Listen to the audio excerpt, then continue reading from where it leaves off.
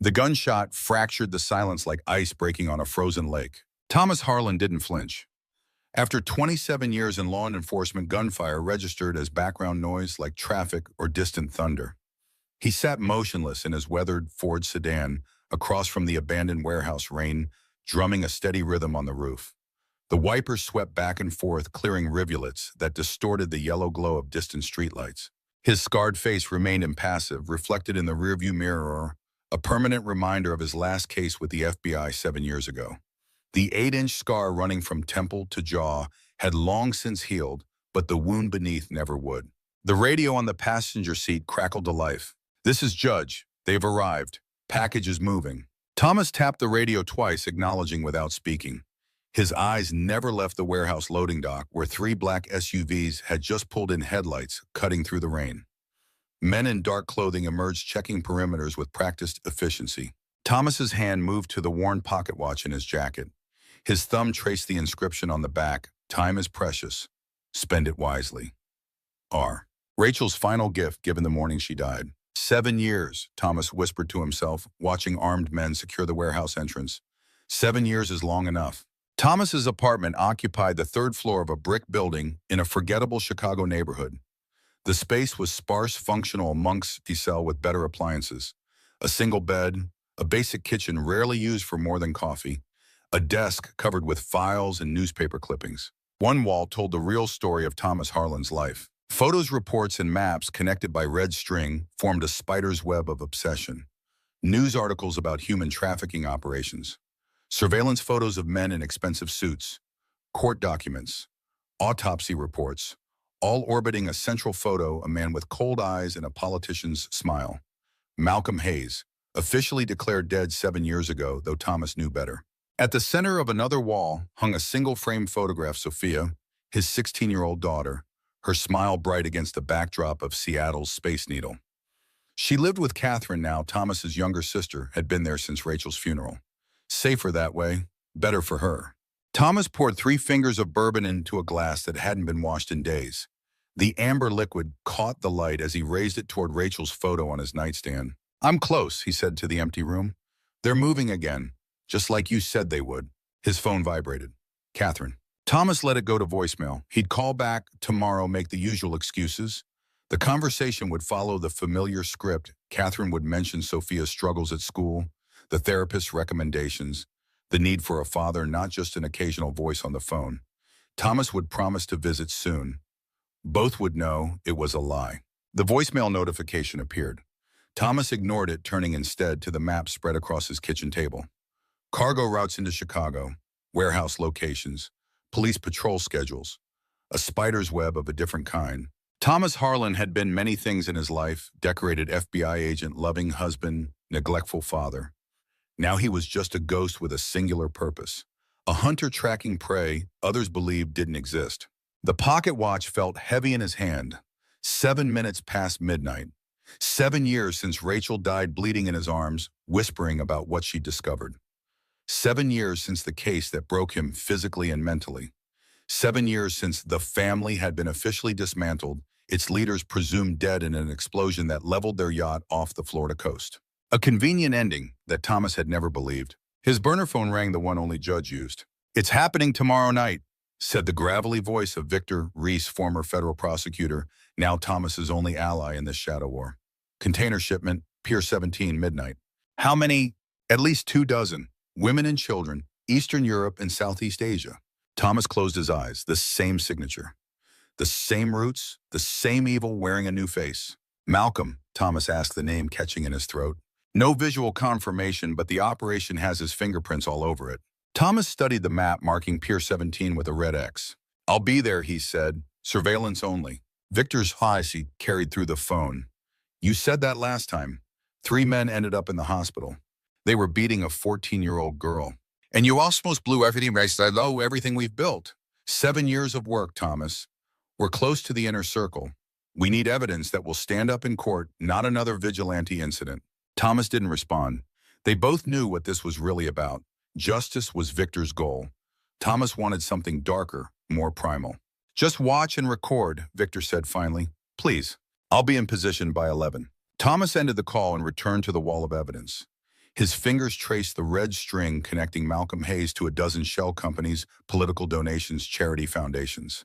The family had been masterful at hiding in plain sight their legitimate businesses, providing cover for the darkest enterprises imaginable. Human cargo, modern slavery disguised as immigration assistance. Young women promised jobs in America only to be sold into prostitution.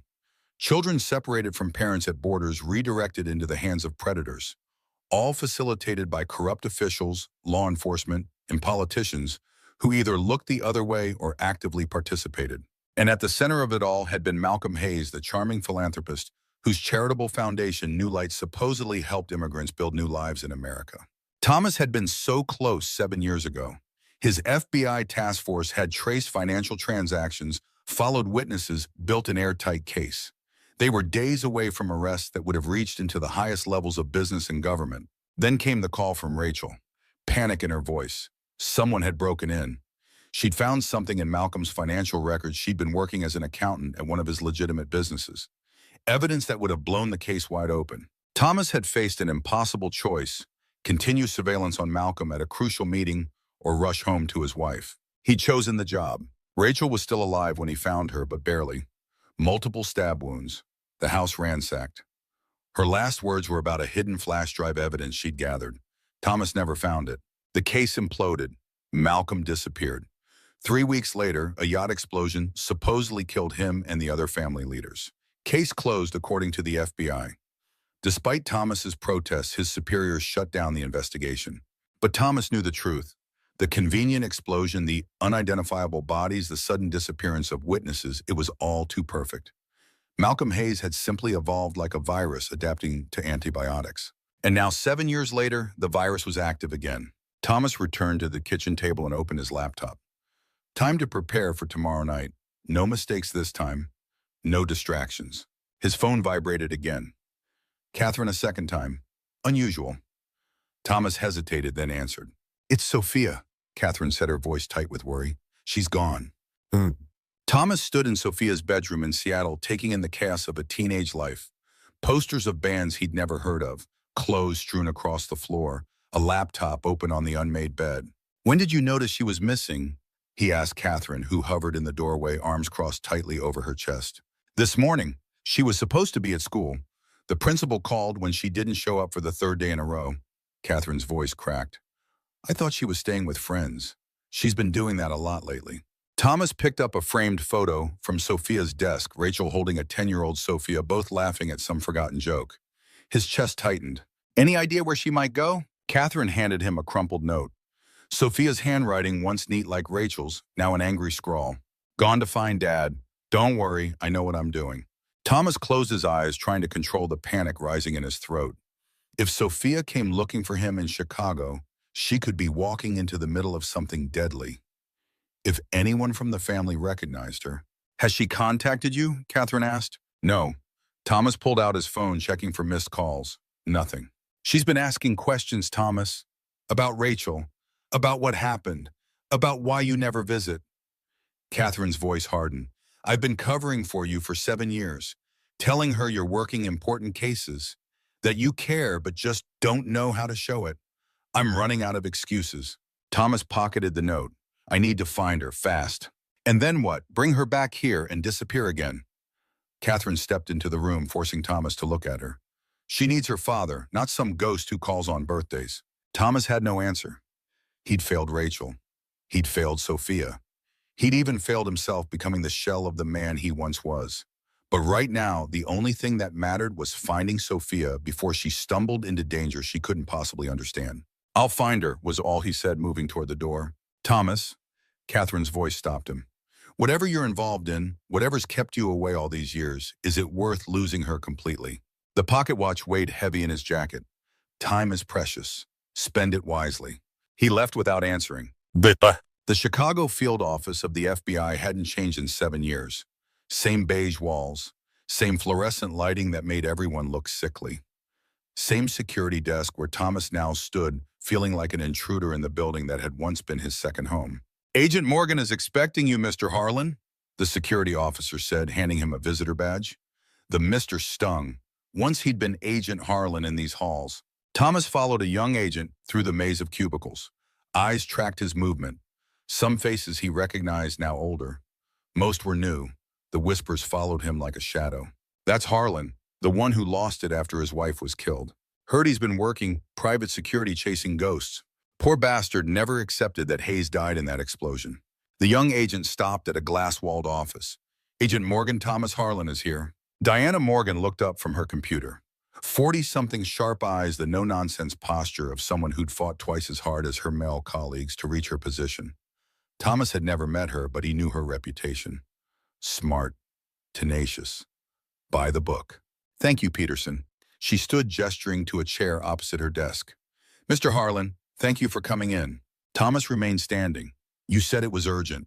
Diana studied him for a moment, then nodded. I'll get right to it. We've noticed your activities around certain shipping terminals and warehouses in the past month. Private security work, nothing illegal. Of course. Diana's smile didn't reach her eyes. Just coincidentally at locations connected to suspected human trafficking operations we're monitoring. Thomas kept his face neutral.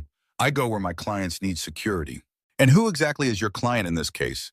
When Thomas didn't answer, she continued, because it looks remarkably like you're conducting your own investigation into what you believe is a resurrection of the family organization.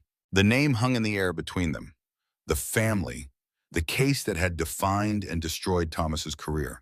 The family was dismantled 7 years ago, Thomas said, repeating the official line. Malcolm Hayes died in that yacht explosion along with his key lieutenants. That's the official position, yes?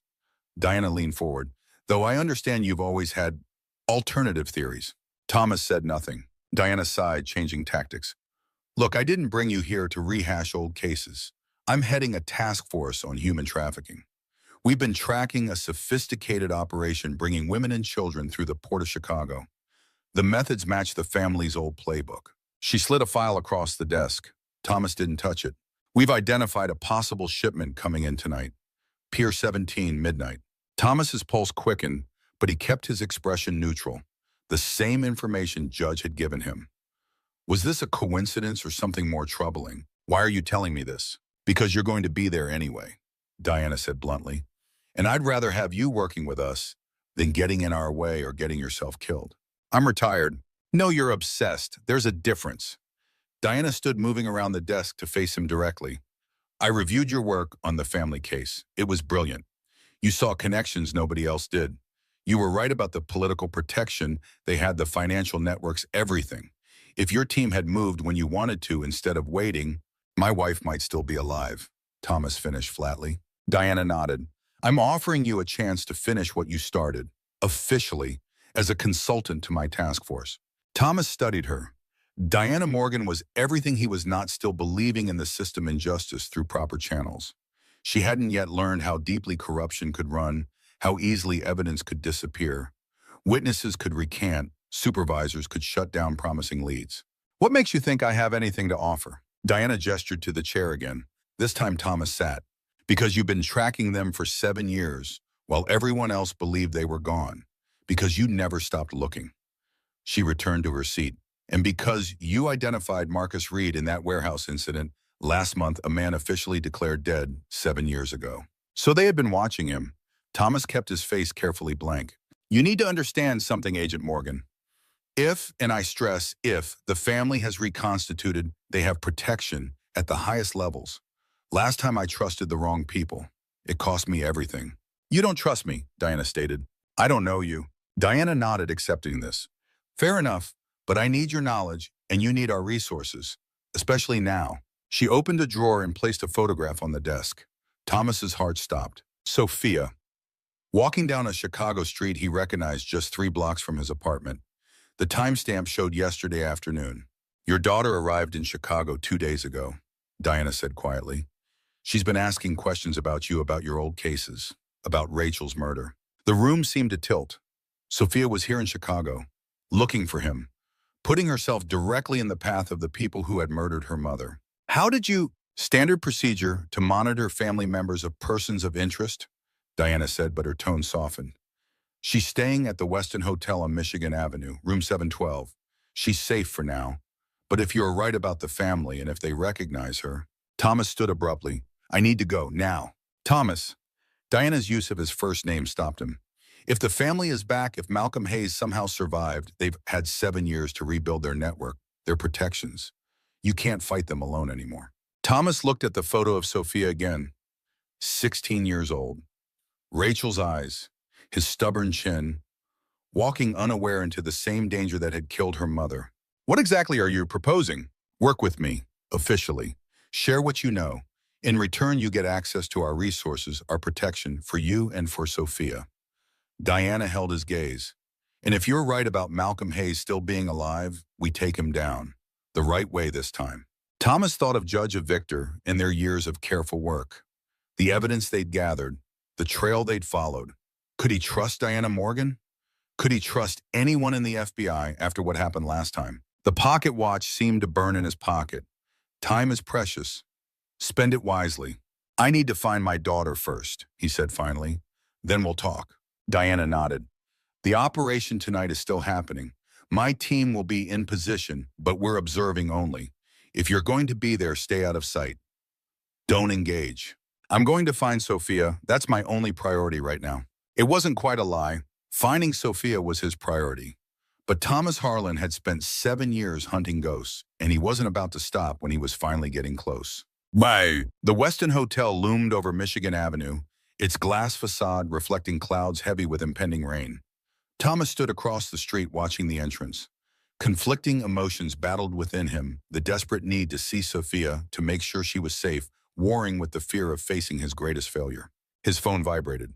Judge. Where are you? Victor's voice was tense. We need to go over positions for tonight. Change of plans. Sophia's in Chicago. A long silence. How, why? Looking for me, asking questions about Rachel's murder. Jesus, Thomas. Victor's voice dropped to a harsh whisper. If they realize who she is. I know. Thomas watched a young woman exit the hotel, not Sophia. I'm at her hotel now. You need to get her out of Chicago, immediately. Send her back to Seattle. That's the plan. And tonight, Pier 17. Thomas hesitated. I'll be there. With your daughter in town, Thomas, think about what you're... I'll get her on a plane first. Thomas spotted a familiar figure through the hotel's revolving doors. I have to go. He ended the call as Sophia emerged from the hotel. 16 years old, but carrying herself with the forced confidence of someone trying to appear older. Rachel's auburn hair, Rachel's determined walk, but the set of her jaw, the watchful eyes, those were his. Thomas crossed the street, heart pounding harder than it had during any FBI raid. Sophia saw him when he was halfway across her step, faltering. For a moment, he thought she might run. Instead, she stood her ground, chin lifting slightly. 7 years condensed into a single moment as Thomas stopped before his daughter. A foot of space between them might as well have been an ocean. How did you find me? Sophia asked, no greeting, no warmth. I have resources. Thomas searched her face, looking for the little girl he remembered. You shouldn't be here, Sophia. Where should I be saddled, pretending I have a normal life, a normal family? Her voice was steady, controlled, but anger simmered beneath the surface. Aunt Catherine is running out of excuses for you. A couple passed by, forcing them to step aside. Thomas gestured to a nearby cafe. Can we talk, please? Sophia hesitated, then nodded stiffly. They walked in silence to the cafe, took a booth in the back. Thomas positioned himself facing the door, old habits. Sophia noticed one eyebrow raising slightly. She'd always been observant, even as a child. You're not wearing your FBI pin, she said after they'd ordered coffee. The one Mom gave you. The casual mention of Rachel hit Thomas like a physical blow. I don't work for the FBI anymore. I know. Private security now, right? At least that's what Aunt Catherine says. Sophia stirred her coffee, not drinking it. But that's not true, is it? You're still hunting the people who killed Mom. Thomas stared at her. How do you... I'm not a child anymore. I can use Google. Sophia's eyes, Rachel's eyes, fixed on him accusingly. 7 years, Dad. 7 years of birthday cards and Christmas gifts, but no visits, no real calls. Just a ghost who used to be my father. Each word was precisely aimed, finding vulnerable spots with unerring accuracy. Thomas had faced hardened criminals who couldn't wound him as effectively as his 16-year-old daughter. I'm sorry, he said, the words inadequate even as he spoke them. After your mother died, I couldn't what be a father care about anyone but yourself and your obsession? Sophia's composure cracked, her voice rising. Mom died and I lost both parents that day. The couple at the next table glanced over. Thomas leaned forward, lowering his voice. Sophia, there are things you don't understand, dangerous things. That's why I kept my distance to protect you. Protect me. She laughed, a bitter sound no 16-year-old should be capable of making. From what the truth that you chose your job over mom that night, that you've been choosing your revenge over me ever since. Thomas flinched as if she'd slapped him. That's not fair. Fair. Sophia's eyes welled with tears she refused to let fall. Was it fair that I had to hear from school friends that my mom was murdered? That Aunt Catherine had to explain why you sent me away? That I've spent 7 years wondering what I did wrong, why my own father doesn't want me? That's not true. Thomas reached across the table, but Sophia pulled her hands away. I've always wanted you. I've always loved you. But the people who killed your mother, they're still out there. They're powerful, connected. If they knew about you, if they thought you could be used against me, so I'm just a liability, a weakness they could exploit. Sophia's voice was flat.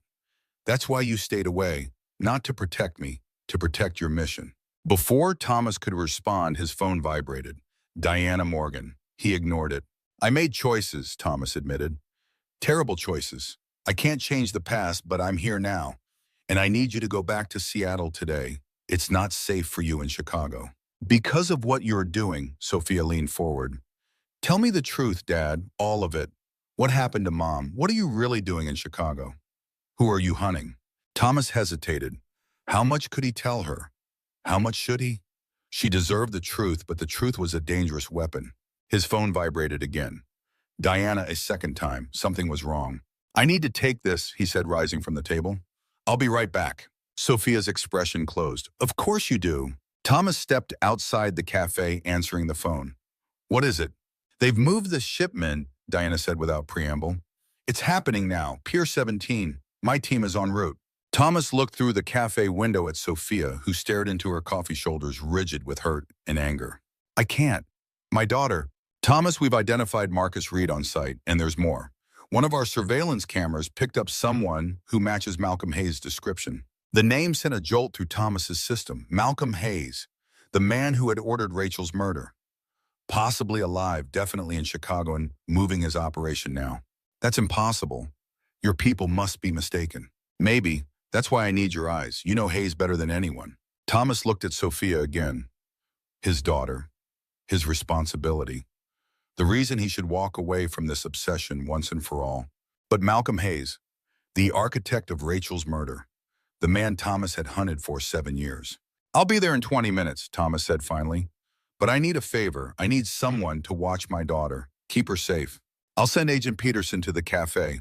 He'll stay with her until you return. Thomas ended the call and returned to the table. Sophia didn't look up. I have to go, he said, hating himself for the words. There's a situation. A situation. Sophia's voice was empty. More important than your daughter who you haven't seen in 7 years. This is connected to your mother's murder, Thomas said, deciding honesty was the only path forward. The people responsible, there's a chance to finally get evidence against them. Real evidence. Sophia finally looked up, her expression unreadable. So you're choosing the job again. Just like that night. The words cut deep because they were true. Thomas was making the same choice that had cost Rachel her life. But this time, he would make sure Sophia was protected. A young agent named Peterson is coming to stay with you. He'll take you somewhere safe until I get back. Then we'll talk, I promise, the whole truth. More promises. Sophia's smile was a brittle thing. At least you're consistent. Thomas wanted to say more to make her understand, but time was slipping away. Malcolm Hayes was at Pier 17. The ghost he'd been chasing for 7 years had finally materialized. I'll be back as soon as I can, he said, placing money on the table for the coffee. Please stay with Peterson. It's important. As Thomas walked away, Sophia's voice stopped him. Dad. He turned. For a moment, he saw his little girl again, vulnerable and needing him. Be careful, she said, her voice smaller than before. Thomas nodded, throat tight with emotion he couldn't express. I will. Outside, rain had begun to fall, a light drizzle that promised to become something heavier. Thomas spotted Agent Peterson approaching, young and earnest-looking. They spoke briefly, Thomas giving instructions, emphasizing Sophia's safety above all else. As Thomas walked away, the rain intensified, soaking through his jacket. The pocket watch weighed heavy against his chest. Time is precious. Spend it wisely. He was making the wrong choice again. He knew it, But 7 years of obsession couldn't be abandoned, not when Malcolm Hayes was finally within reach. Thomas flagged down a taxi, giving the driver an address 3 blocks from Pier 17. As the cab pulled away, he glanced back at the cafe. Through the window, he could see Sophia talking to Peterson, her expression guarded. "I'm sorry," Thomas whispered to the rain-streaked window. "I'll make it right, I promise." But promises were cheap. Actions were what mattered. And once again, Thomas Harlan was choosing the hunt over his family. The taxi accelerated through the rain-slicked streets of Chicago, carrying Thomas toward the pier, toward Malcolm Hayes, toward the culmination of 7 years of single-minded pursuit, toward a confrontation that would change everything. And Pier 17 loomed through the rain, a concrete monster stretching into Lake Michigan. Security lights cast yellow pools across wet pavement. 3 shipping containers stood isolated at the far end, away from the main terminal operations. 4 black SUVs formed a perimeter around them. Armed men in dark raincoats stood watch. Thomas crouched behind a stack of pallets, rain dripping from his hair into his eyes. Diana and her team were nowhere in sight, maintaining distance, observing only as she'd said. Through binoculars, Thomas scanned the area, counting guards, identifying positions, looking for there. A tall figure emerged from the lead SUV, expensive overcoat repelling the rain. Even from this distance, Thomas recognized the confident stride, the commanding presence. Malcolm Hayes. Older than in Thomas's memory, silver now threading his dark hair, but unmistakably alive.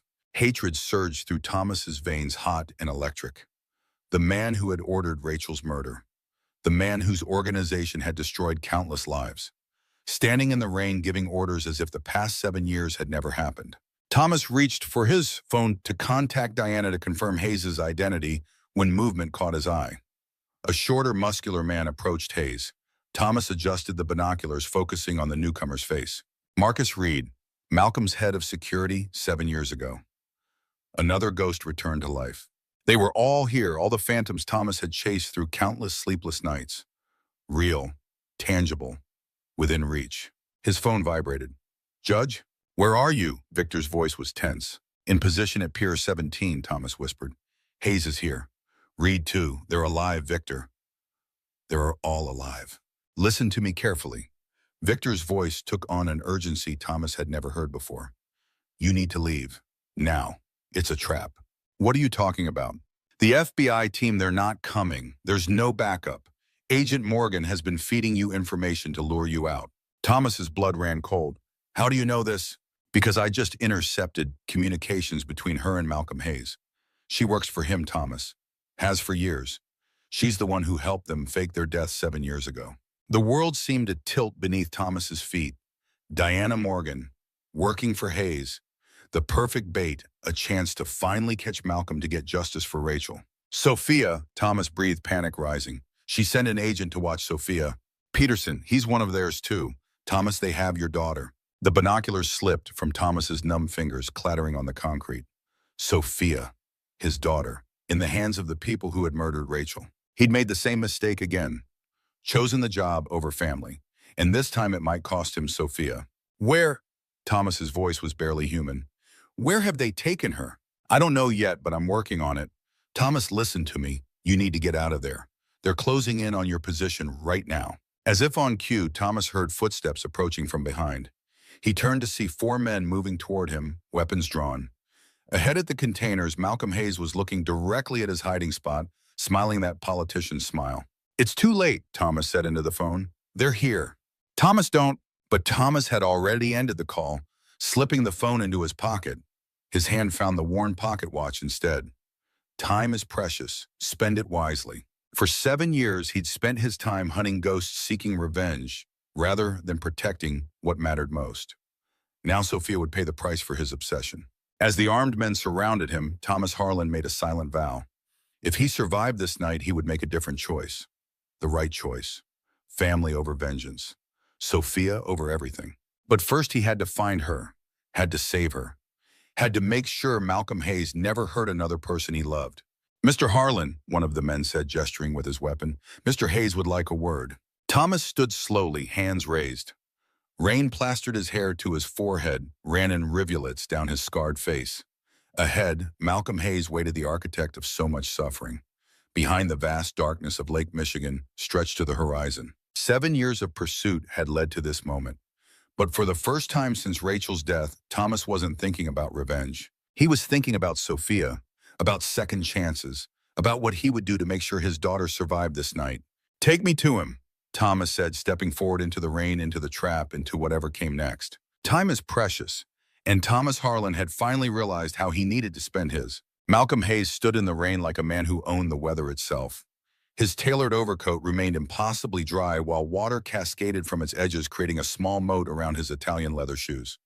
7 years had added silver to his temples and lines around his eyes, but the cold calculation in his gaze remained unchanged. "Agent Harlan," he said as though greeting an old colleague. "Or I suppose it's just Mr. Harlan these days."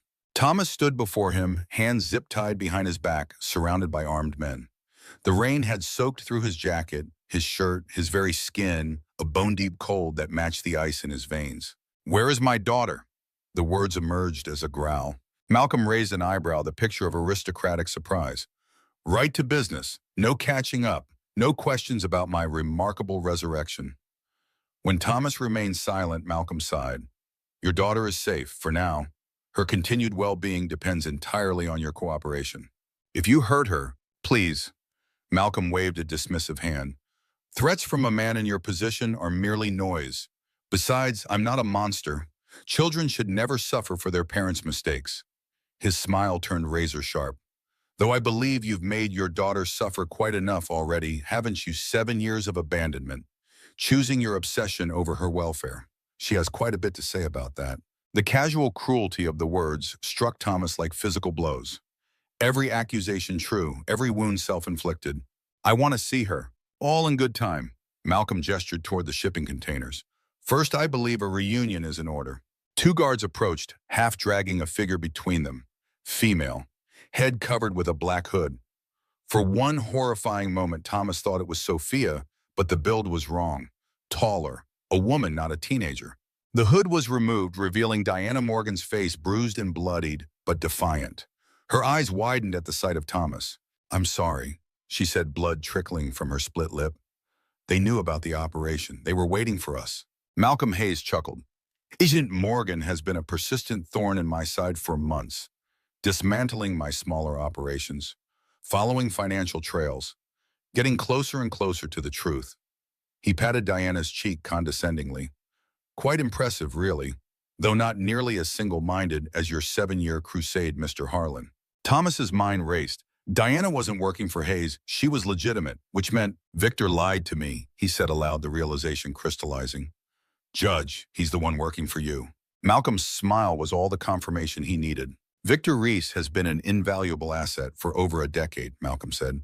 "His position as federal prosecutor allowed him to redirect investigations, suppress evidence, ensure the right judges heard the right cases." He moved closer to Thomas, lowering his voice conspiratorially. "He was the one who convinced your FBI superiors to delay the raid 7 years ago. The one who made sure you were occupied while my men visited your home. The one who guided you toward dead ends for 7 years while we rebuilt our organization." Each word hammered another nail into Thomas's coffin of failure. Victor, his only ally, his partner in the shadow war against the family, had been playing him from the beginning, feeding him just enough truth to keep him chasing ghosts while the real operation continued unimpeded.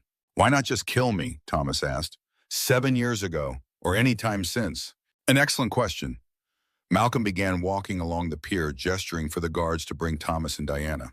"Initially, it was simply more convenient to discredit you. The traumatized agent broken by his wife's murder, chasing conspiracy theories. Much cleaner than creating another FBI martyr." They stopped at the edge of the pier, beyond Lake Michigan, stretched into darkness, its surface churned by rain and wind. "Then I recognized your value. Your obsession made you predictable. Victor could steer you away from our actual operations by dangling occasional breadcrumbs about my survival. Meanwhile, your reputation for instability ensured no one took your theories seriously." Malcolm smiled again. "You became our perfect distraction. And my daughter was kidnapping her, always part of the plan. A recent improvisation. Agent Morgan was getting uncomfortably close to our Chicago operation. We needed to flush her out, identify her team." Malcolm shrugged. "Your daughter's arrival in Chicago provided the perfect opportunity. I knew you'd contact the FBI once you discovered she was here. After that, it was simply a matter of following the connections." Thomas lunged forward to rage overwhelming caution, but the guards restrained him effortlessly. Malcolm didn't even flinch. "Where is she?" Thomas demanded, struggling against the hands holding him back. "Safe, confused, angry." Malcolm studied Thomas with clinical detachment. "She blames you, you know, for everything. For her mother's death, for abandoning her, for putting your vendetta above her welfare. Even now, she believes you chose to pursue me rather than protect her." Each word was precisely calibrated to cause maximum pain, because each word was true. "What do you want from me?" Thomas asked, the fight draining from him. "Information, names, evidence." Malcolm's expression hardened. "Over 7 years, you've accumulated quite a file on my organization. Names of associates, financial connections, properties. I want to know who else has this information, who you've shared it with, where it's stored. And if I tell you, then Agent Morgan goes free. Your daughter goes free. You all live." "He's lying," Diana said, earning a backhanded slap from one of the guards. Malcolm sighed. "I'm many things, Mr. Harlan, but I'm not needlessly cruel.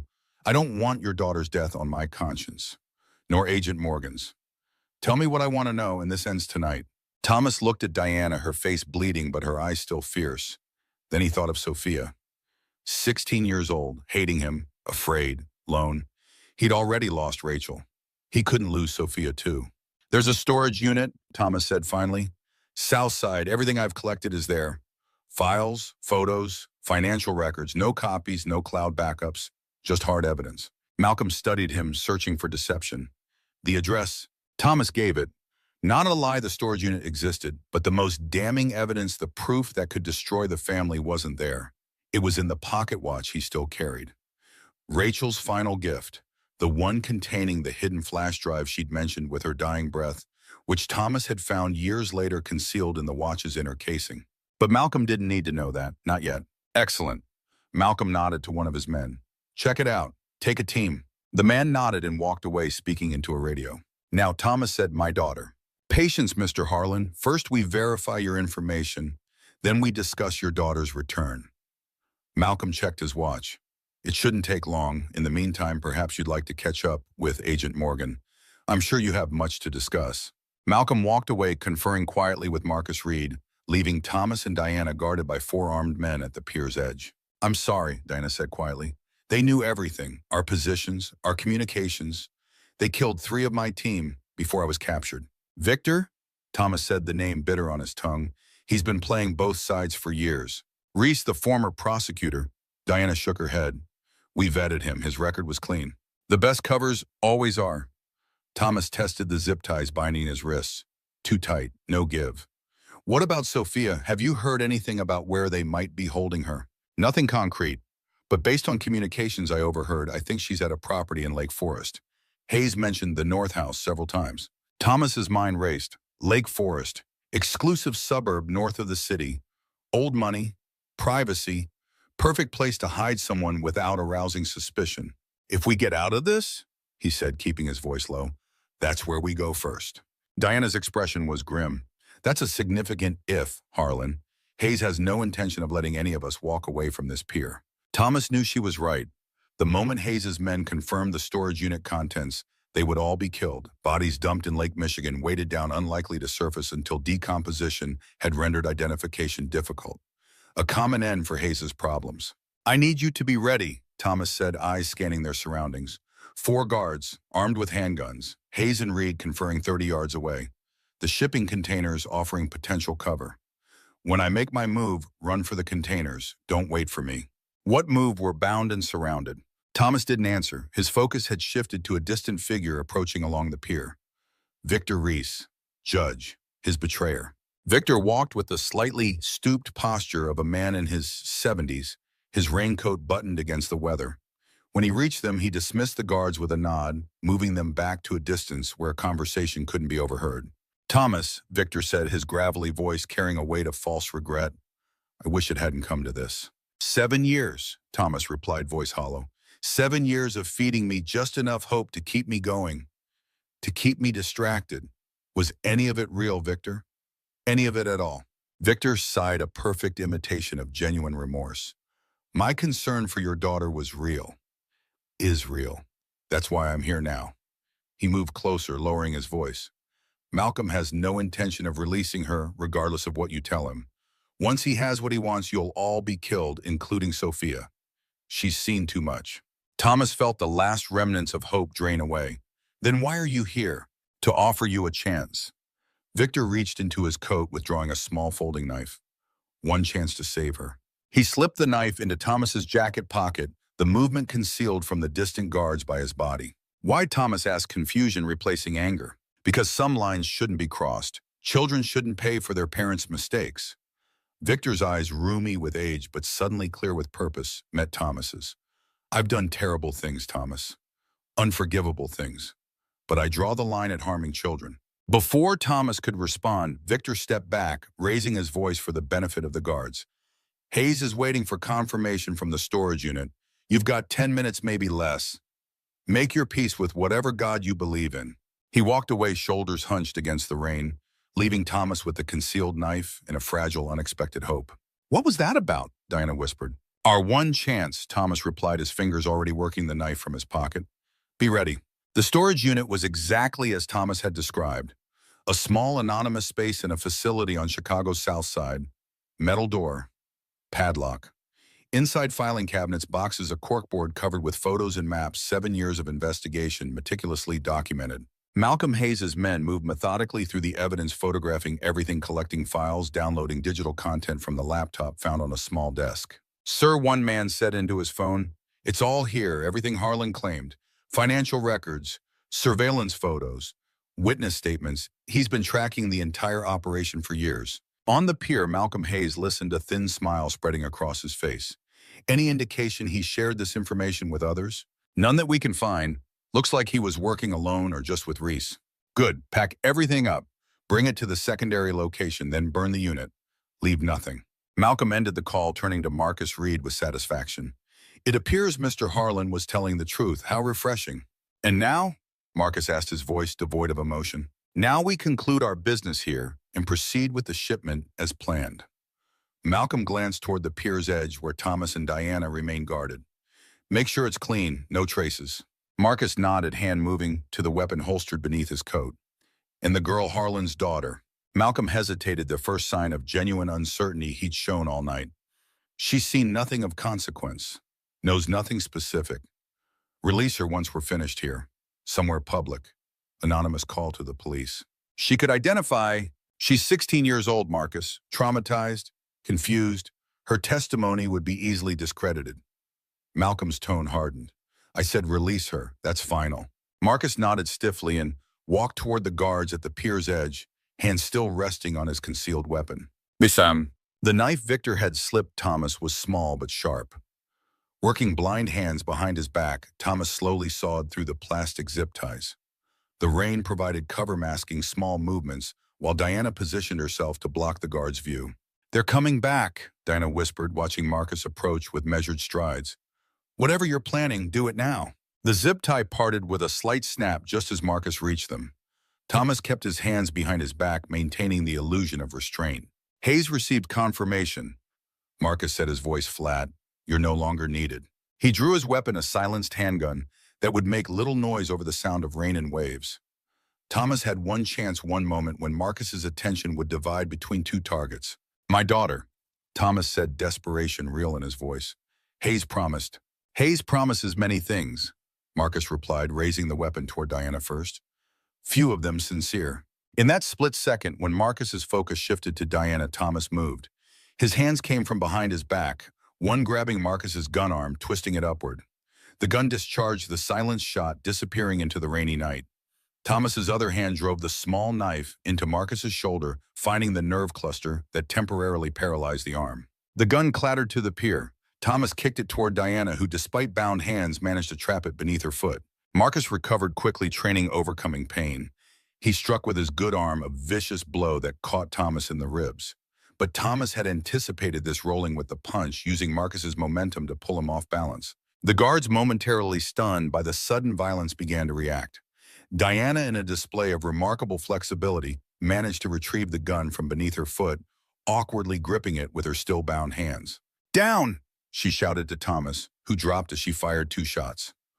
One guard fell, clutching his leg. the others scattered, drawing weapons. Thomas and Marcus grappled on the wet concrete, each seeking leverage. Despite his wound, Marcus was formidable, younger, stronger, professionally trained. But Thomas fought with the desperate strength of a father trying to reach his child.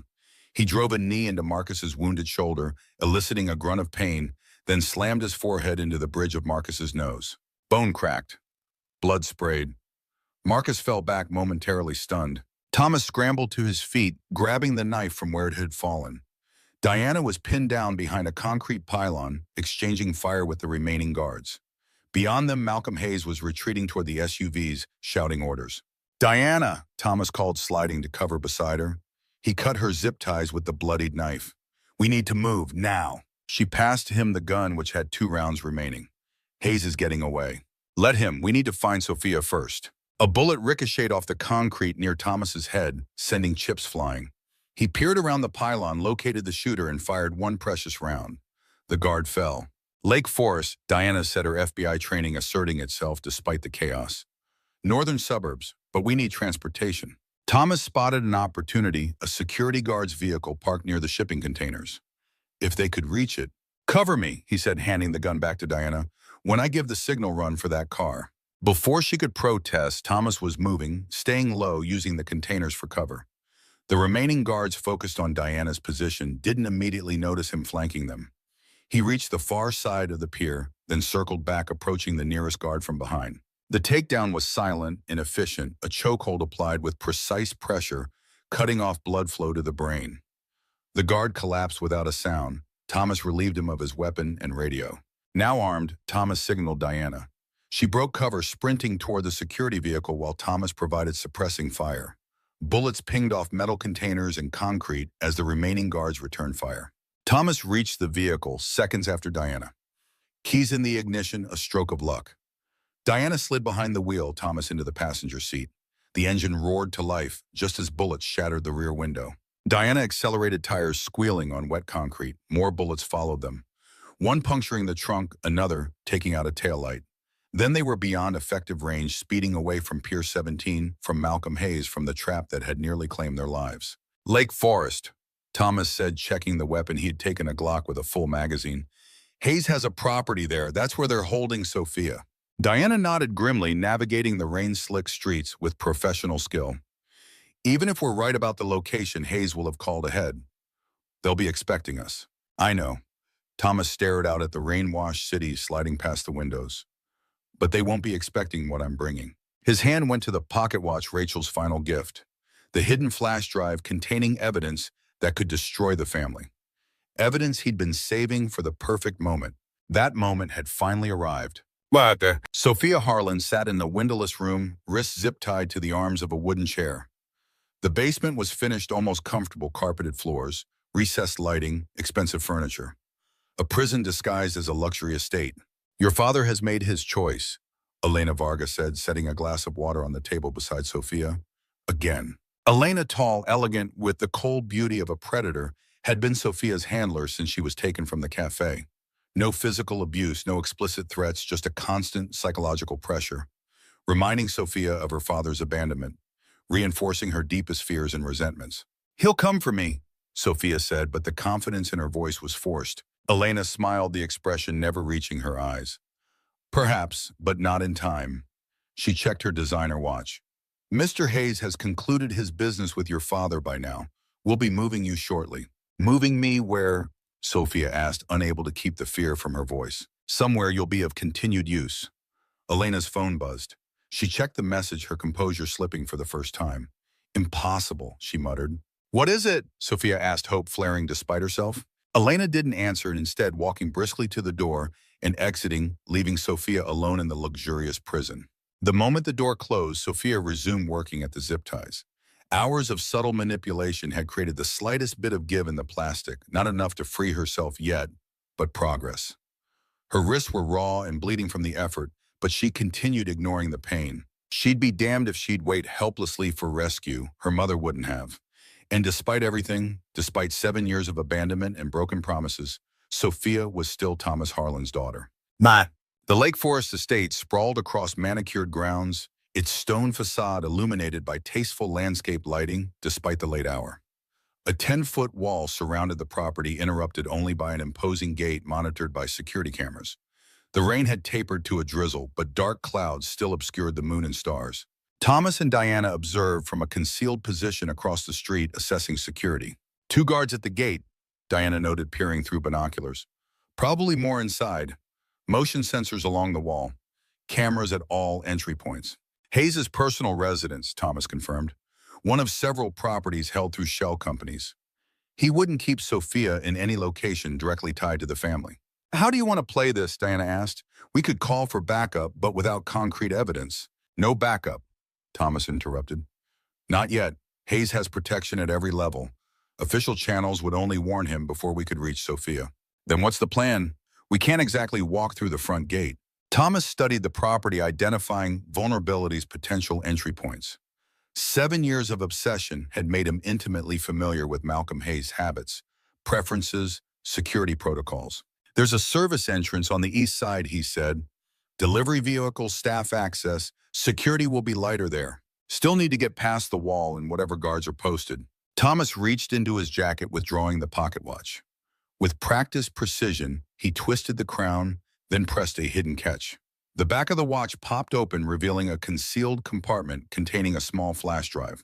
What's that? Diana asked. Rachel's insurance policy. Thomas's voice was tight with controlled emotion. The evidence she found before she was killed. Financial records linking Hayes to corrupt officials, judges, law enforcement. Names, dates, account numbers. Everything we need to bring down the family's protection network. Diana stared at the tiny device. You've had this for 7 years. Why not come forward sooner? I didn't find it until 3 years after Rachel died. By then I was discredited, obsessed, unreliable in the eyes of the FBI. No one would have believed me. Thomas's fingers closed around the flash drive.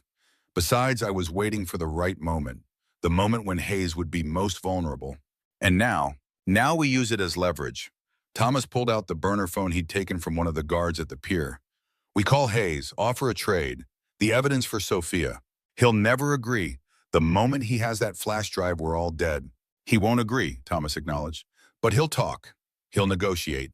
And while he's focused on us, you'll enter through the service entrance and find Sophia. Diana frowned. Split up, that's too risky. It's our only play. Thomas handed her the gun he'd taken from the guard. I'll keep Hayes occupied. You find my daughter. Before Diana could protest further, Thomas dialed a number he'd memorized years ago but never called. Hayes's private line, the phone that never left his person. 3 rings, then a click. This is an unexpected call, Mr. Harlan. Malcolm's voice was calm, controlled, betraying no sign of the chaos at the pier. I must say your escape was impressive, messy, but impressive. I want to speak to my daughter, Thomas said, cutting through the pleasantries. I'm afraid that's not possible at the moment. She's indisposed. If you've heard her, please. We've been through this already. Malcolm's sigh carried clearly through the connection. Your threats are meaningless. Your position is untenable. Why exactly are you calling? To offer a trade. Thomas glanced at Diana, who was checking her weapon, preparing to move. Rachel's evidence, all of it, in exchange for Sophia's safe return. A pause, brief but significant. I'm not sure what evidence you're referring to, Malcolm said finally, but there was a new tension in his voice. The flash drive Rachel hid before she died. The one containing records of every bribe you've paid, every official you've compromised, names, dates, account numbers, everything needed to dismantle your protection network. Another pause, longer this time. If such evidence existed, Malcolm said carefully, it would be extremely valuable, but also dangerous for anyone possessing it. I'm outside your Lake Forest property right now, Thomas said, playing his hand. Alone, unarmed. The flash drive is with me, Sophia for the evidence. That's the deal. The silence stretched. Thomas could almost hear Malcolm calculating, weighing options, assessing risks. How do I know you actually have this evidence, that this isn't some desperate bluff? William Cartwright, Thomas said, naming a federal judge whose sudden retirement had never been adequately explained. 5 payments of $250,000 each routed through the Cayman Islands. Dates, account numbers all documented. That's just one example of dozens. The intake of breath was slight but audible. Thomas had struck a nerve. Perhaps we should discuss this in person, Malcolm said finally. Come to the gate, alone. We'll talk. First proof that Sophia is alive and unharmed. Of course.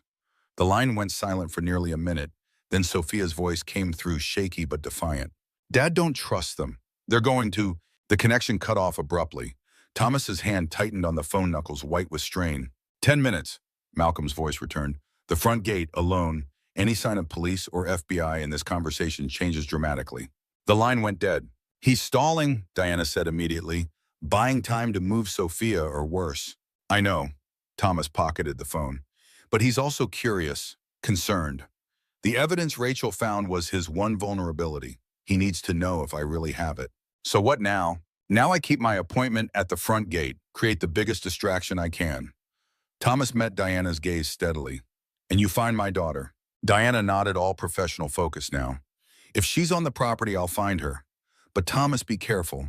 Hayes won't risk exposure. Once he has that evidence, I know. Thomas checked his watch, not the pocket watch containing the evidence, but a standard timepiece on his wrist. 10 minutes. You should move now. East wall service entrance. Diana hesitated, then did something unexpected. She hugged him briefly. For Sophia's sake, stay alive.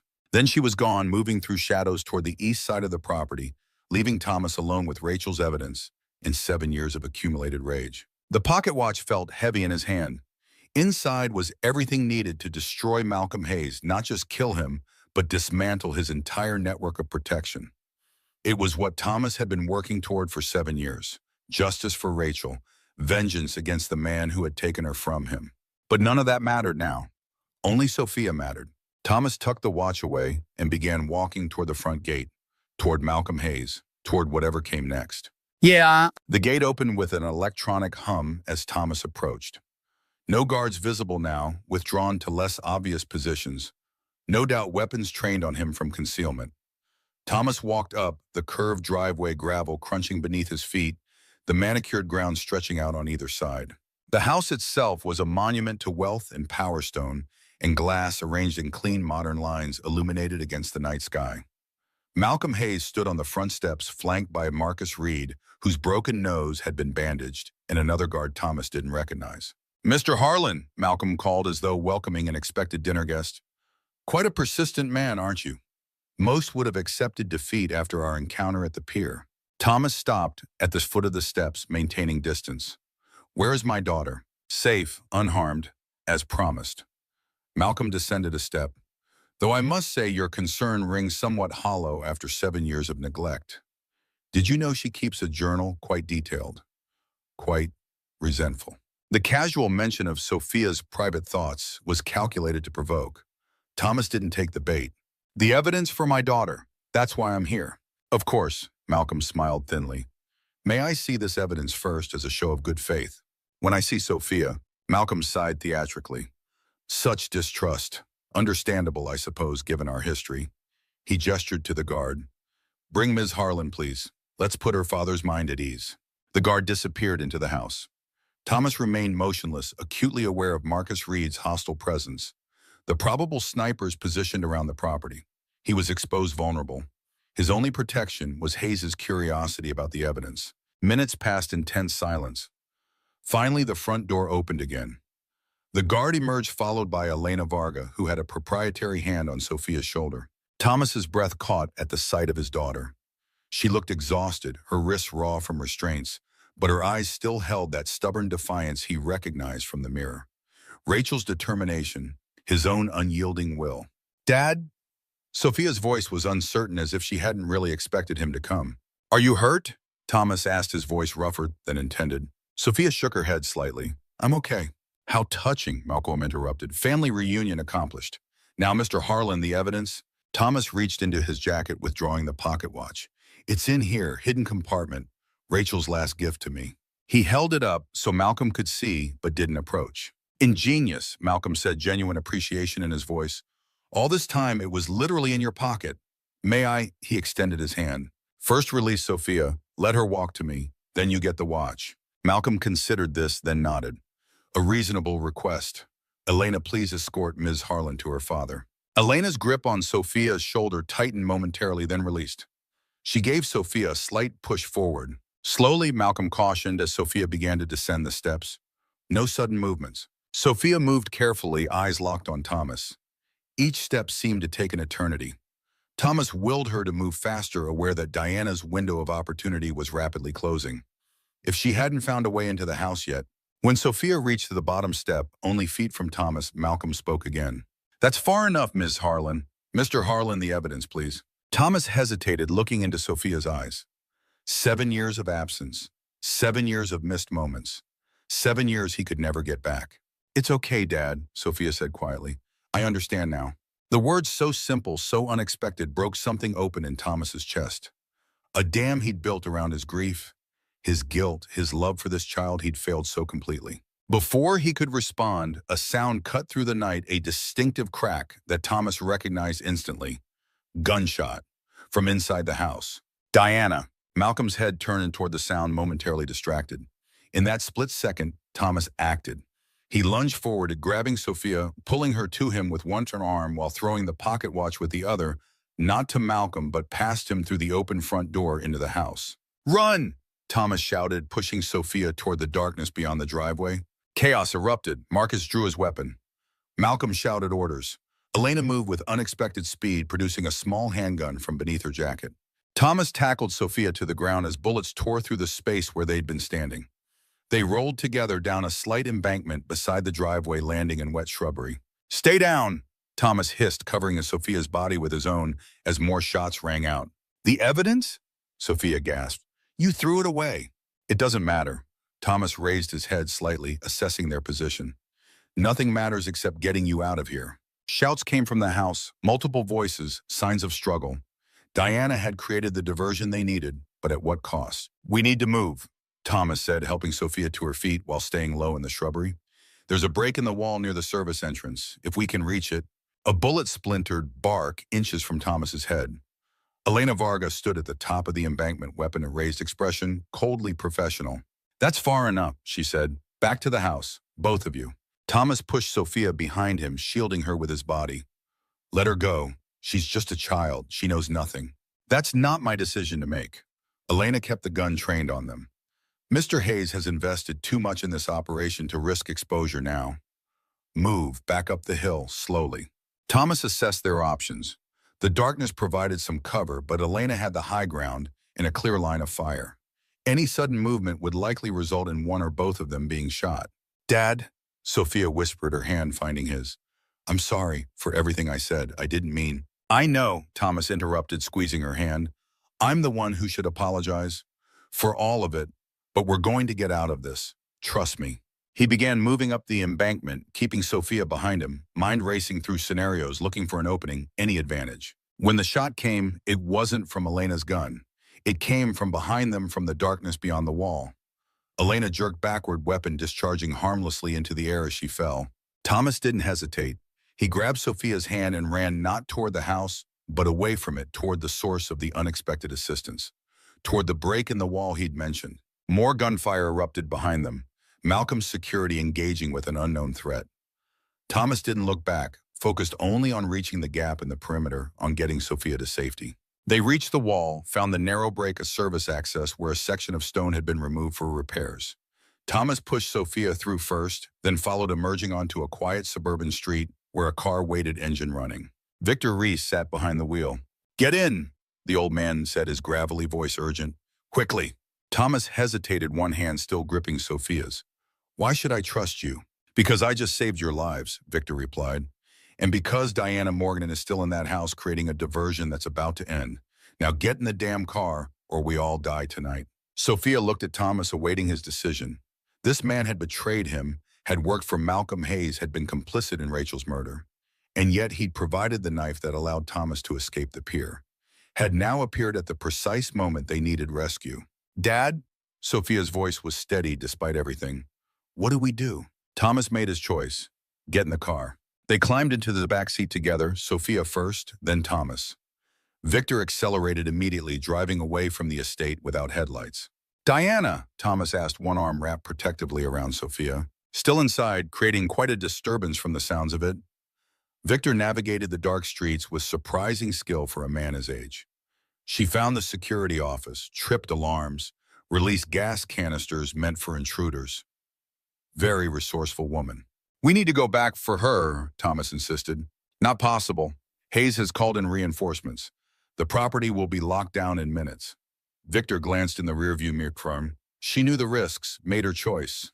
Like you made yours, Thomas couldn't keep the bitterness from his voice. Working for Hayes all these years, helping him escape justice, being complicit in Rachel's murder. Victor's hands tightened on the steering wheel. I've made many choices, Thomas. Some I regret more than others. He met Thomas's eyes briefly in the mirror.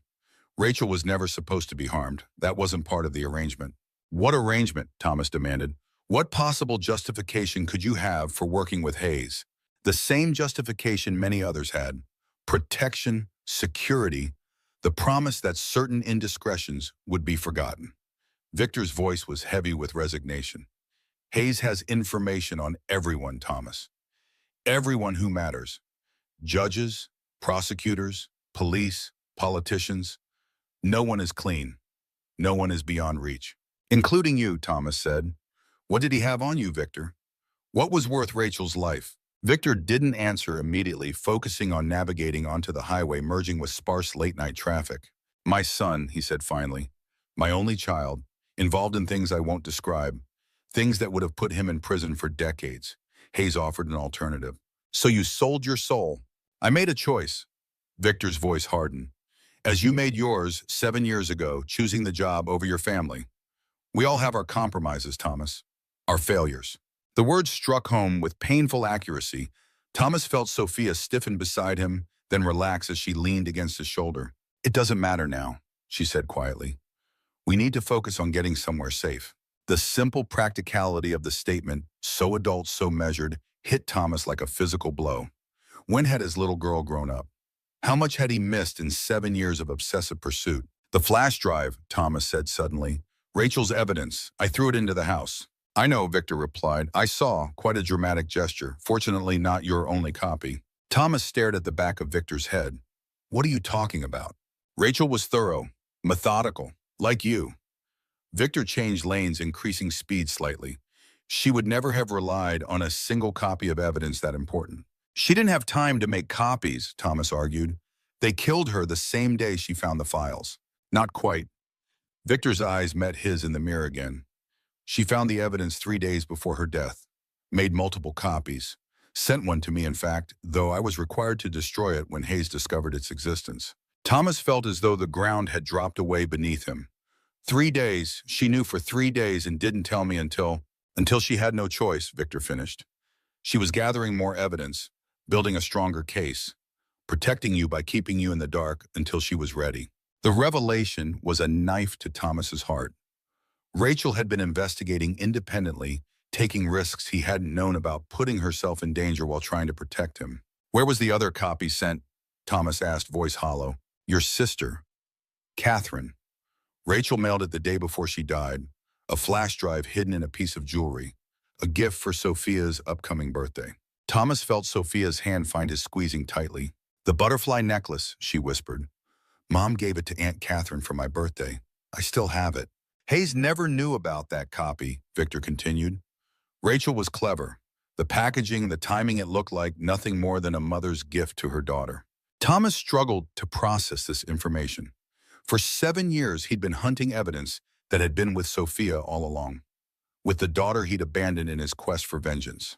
Why are you telling us this now? Thomas asked Victor. Why help us at all after 7 years of working for Hayes? Victor was silent for a long moment, the only sound the hum of tires on asphalt, the soft whisper of the heater. Because there are lines even I won't cross, he said finally. Using children as leverage, threatening family members. Hayes has changed over the years, become more ruthless, less discriminating. He glanced at Sophia in the mirror. And because I owe Rachel that much, at least, to protect her daughter when I failed to protect her. The highway stretched before them empty in the small hours of the morning. Chicago's lights receded behind them. Where are we going? Sophia asked, breaking the heavy silence. Away from Chicago, Victor answered. Somewhere Hayes won't look immediately. I have a cabin in Wisconsin, remote, secure. We can regroup there, decide next steps. Diana, Thomas said again, we can't just leave her. If she survives, she'll contact her team. The FBI will respond. Victor's tone suggested he thought this unlikely. Our priority now is keeping Sophia safe until we can access the evidence in her necklace. and get it to the right people. The right people, Thomas repeated skeptically. After everything you've said about Hayes's network, who exactly are the right people?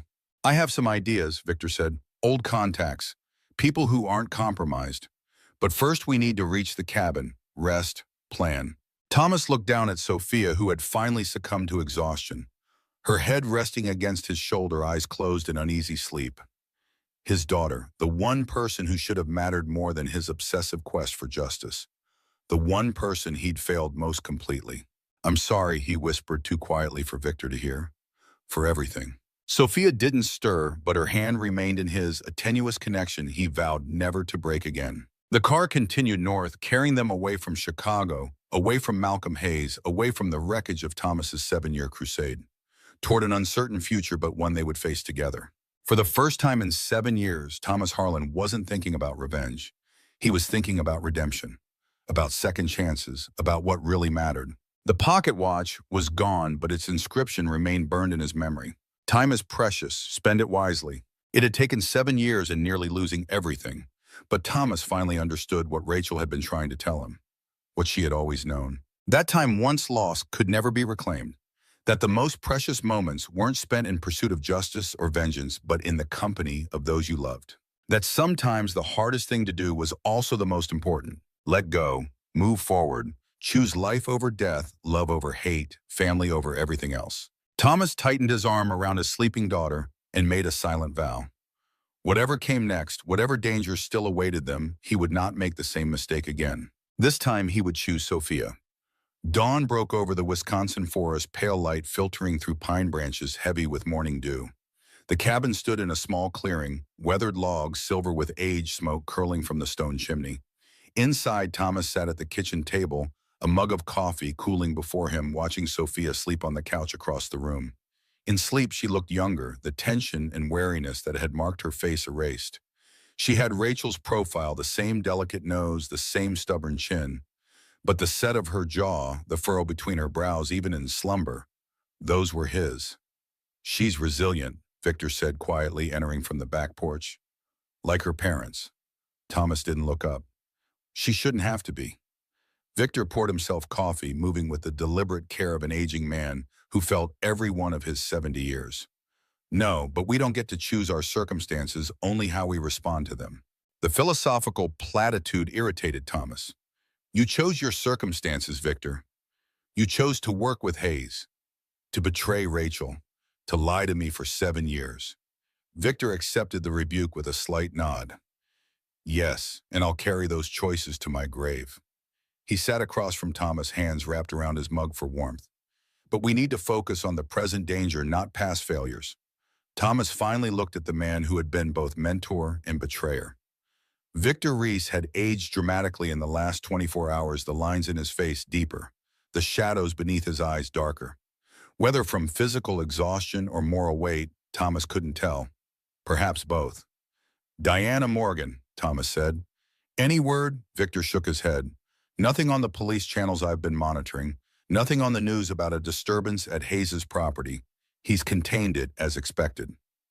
She could still be alive. Possible but unlikely. Victor's expression was grim. Hayes would want to question her about who else knows, about her FBI team. He wouldn't kill her immediately.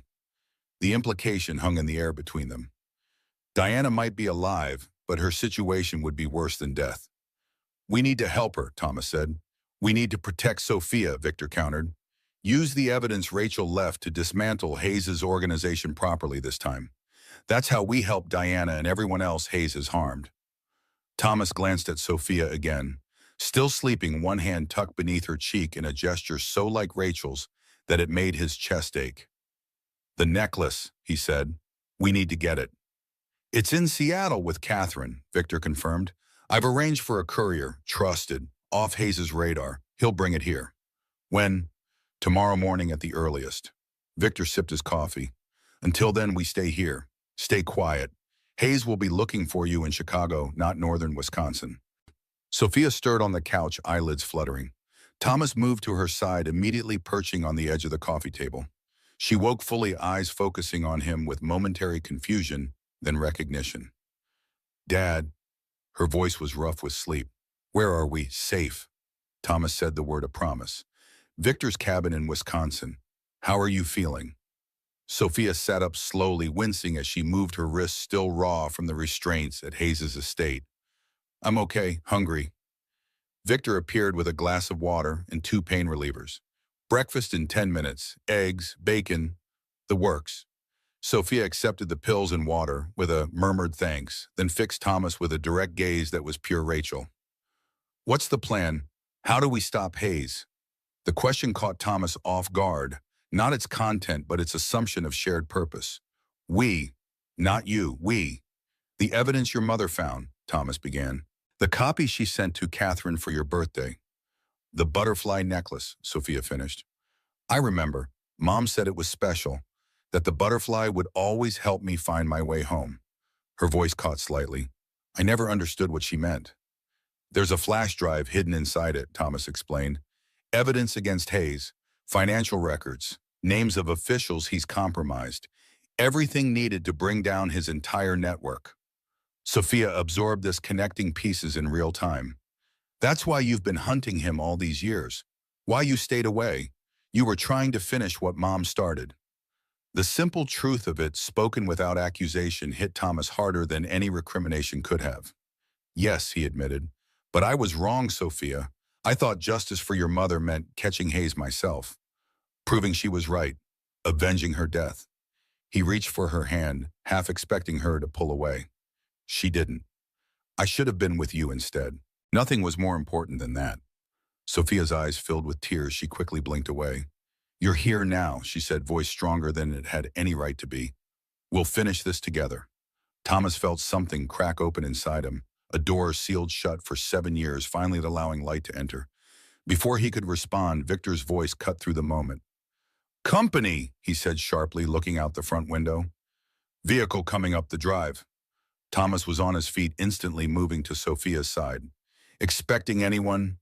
No. Victor retrieved a shotgun from beside the fireplace. Back bedroom. There's a trap door under the rug. Root cellar. Go. Now. Thomas helped Sophia to her feet, guiding her toward the hallway, but she resisted. What about you? I'll be right behind you, Thomas promised. Go. This time Sophia obeyed, disappearing down the hallway. Thomas turned to Victor, who was checking the shotgun with practiced hands. If that's Hayes's people, I'll buy you time, Victor finished. Old man with a cabin in the woods, nothing suspicious. While they're questioning me, you and Sophia go out the back through the trees. There's an ATV in the shed behind the woodpile. Keys under the seat. Thomas hesitated. Despite everything, despite 7 years of lies and manipulation, Victor was prepared to sacrifice himself to protect them. Victor, go Thomas. The old man's voice was firm. Make this right. For Rachel, for Sophia, for all of us who made the wrong choices. The sound of tires on gravel grew louder. Thomas gave Victor a final nod, then followed Sophia down the hallway, closing the bedroom door behind him. The trap door was where Victor had described, concealed beneath a worn area rug. Thomas pulled it open, revealing wooden steps descending into darkness. Sophia went first, Thomas following, pulling the rug back into place before closing the trap door. The root cellar was small but well-maintained. Shelves lined with preserves and supplies. A battery-powered lantern provided dim light. Thomas pressed his ear to the ceiling, listening. Voices above, muffled, unintelligible. Then footsteps moving through the cabin. What's happening? Sophia whispered. Not sure, Thomas replied, keeping his voice low. Stay quiet. More footsteps. A door opening the front door from the sound of it. Then a woman's voice clear enough to penetrate the floorboards. Victor, it's Diana Morgan. Are you alone? Thomas froze. Diana, alive. Here. Agent Morgan. Victor's voice carried surprise and relief. How did you find this place? Followed you from Chicago.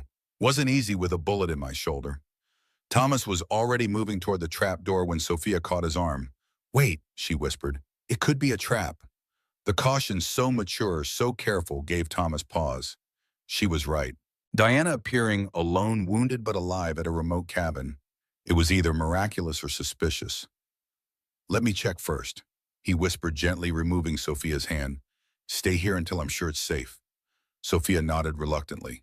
Thomas climbed the steps, eased the trapdoor open, and emerged into the bedroom. Gun drawn, he moved silently to the door, listening. Escape through a service tunnel, Diana was saying. Hayes' security was focused on you and Thomas. I managed to download surveillance footage from their system before I left. Evidence of Sophia's kidnapping at minimum. You're bleeding, Victor observed. Let me help with that. Later. Where are Thomas and Sophia? Thomas made his decision. He opened the bedroom door, gun still raised. Right here. Diana Morgan stood in the cabin's main room, one hand pressed to her left shoulder, where a makeshift bandage was soaked through with blood. Her face was pale with pain and exhaustion, but her eyes were clear alert. Thomas? She said, relief evident in her voice. Thank God. How did you find us? Thomas kept the gun steady, not yet convinced. Tracked Victor's car using FBI resources. Remote access from my phone. She gestured to the device on the table. Not easy while bleeding out, but I've had worse days. Thomas studied her, looking for signs of deception, coercion. Hayes let you escape. Hayes wasn't there when I got out. Left with Reed to deal with the peer situation, I think. Diana winced as she shifted position. Look, I understand the caution, but I've been driving for hours with a bullet in my shoulder. Could we maybe establish trust after I don't bleed out on this nice hardwood floor? Victor moved to support Diana as her knees buckled slightly. She's telling the truth, Thomas. The wound is real, and if Hayes had followed her, we'd already be dead. Thomas lowered the gun slowly. Sophia, he called. It's okay, you can come out. The trapdoor opened and Sophia emerged, eyes immediately finding Diana's wounded shoulder. Without hesitation, she moved to help Victor guide Diana to the couch. First aid kit, she said to Thomas, and clean towels, warm water. Thomas complied, watching with surprise as Sophia took charge of Diana's wound with practiced efficiency. Aunt Catherine's a nurse, Sophia explained, catching his expression as she cleaned the injury. She taught me basics. This needs real medical attention, but I can clean and rebandage it for now. Diana submitted to Sophia's ministrations with a tight smile. Your daughter's impressive, Harlan. Yes, Thomas agreed, the simple truth of it hitting him anew. She is. While Sophia worked, Diana briefed them on her escape from Hayes' estate. The security office she'd located, the surveillance footage she'd downloaded to her phone, the service tunnel she'd discovered behind a false wall in the wine cellar. Hayes has gotten sloppy, she observed. 7 years ago, you'd never have found an escape route in one of his properties. Success breeds complacency, Victor noted. He believed himself untouchable, above consequences. Not anymore. Diana grimaced as Sophia secured a fresh bandage. The footage I downloaded shows Sophia being held against her will, shows Hayes himself ordering her detention. It's not everything, but it's enough to open an official investigation. An investigation Hayes will shut down as soon as he activates his protection network, Thomas countered. Judges, prosecutors, politicians, he has people everywhere. Not everywhere, Diana insisted. My direct superior, Deputy Director Carter, is clean. I trust him with my life. With this evidence and Rachel's files from the necklace, we can build a case that bypasses Hayes' usual channels. Thomas exchanged a glance with Victor. The necklace is in Seattle. We're arranging to have it brought here. Too slow. Diana shook her head. Hayes will find us eventually. We need to move faster. She looked at Sophia. When was the last time you wore the necklace? Sophia considered. About a month ago, for a school dance. And it's definitely at your aunt's house in Seattle. In my jewelry box, top drawer of my dresser. Diana nodded decisively. We need that necklace now, today. I can have FBI agents in Seattle retrieve it. No, Thomas interrupted. We can't risk involving anyone else until we know exactly who's compromised. Hayes has people in the FBI and local law enforcement. Then what do you suggest? Diana challenged. We can't wait for your courier, and we can't sit here hoping Hayes doesn't find us. Victor cleared his throat. There's another option. Catherine could bring the necklace herself. Direct flight from Seattle to Minneapolis. 4 hours. We could meet her there. That puts Catherine at risk, Thomas objected. We're all at risk, Sophia said quietly. Aunt Catherine would want to help. She's stronger than you think, Dad. Thomas looked at his daughters, really looked at her, and saw not the child he'd left behind 7 years ago, but a young woman with her own mind, her own strength, her mother's strength. Okay, he said finally, call Catherine, but we need a secure meeting place, somewhere public enough to be safe but private enough to make an exchange. Mall of America, Diana suggested. Crowded, multiple exits, security cameras everywhere. Hayes would be crazy to try anything there. The plan took shape quickly. Catherine would take the next flight to Minneapolis with the necklace. They would meet at the mall's east entrance at 4 p.m. Diana would contact Deputy Director Carter, arranging for a secure team to meet them and take possession of the evidence, both Rachel's files and Diana's footage from Hayes's estate. What about Hayes? Thomas asked. He'll be looking for all of us. I have an idea about that, Diana said. Something to keep him occupied while we make the exchange. Malcolm Hayes sat in his Chicago office watching Marcus Reed pace like a caged predator. The elegant space, all dark wood and leather, felt oppressive today, the morning sunlight unable to penetrate the heavy curtains drawn across floor-to-ceiling windows. They've gone completely off-grid, Reed reported, frustration evident in his voice. No credit card activity, no phone signals. The woman Agent Morgan, her vehicle was found abandoned at a rest stop near the Wisconsin border.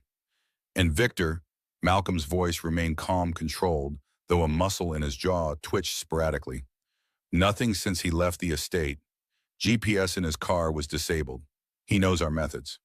Of course he does. He helped design them. Malcolm steepled his fingers, considering options. The flash drive Thomas threw into the house. Analysis. Reed hesitated. Encrypted.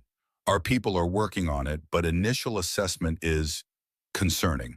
Financial records, communications, names. Rachel's evidence, Malcolm murmured. After all these years. He rose, moving to the window, parting the curtains slightly to look out at the Chicago skyline. What about the daughter? Any sign of other evidence in her possession? None yet. Elena is at the Seattle house now conducting a thorough search. Malcolm nodded absently. The timing is problematic. The shipment arrives tonight. 12 girls, high-value clients already paid in full. He turned back to Reed. We can't afford disruption. Not now. We should cancel, Reed advised. Too much heat. No. Malcolm's tone brooked no disagreement. The clients we're dealing with don't accept cancellations. We proceed as planned. He returned to his desk, pressing an intercom button. Send in Ms. Chen. Moments later, a young woman entered, petite, elegant, with the poised demeanor of someone twice her apparent age.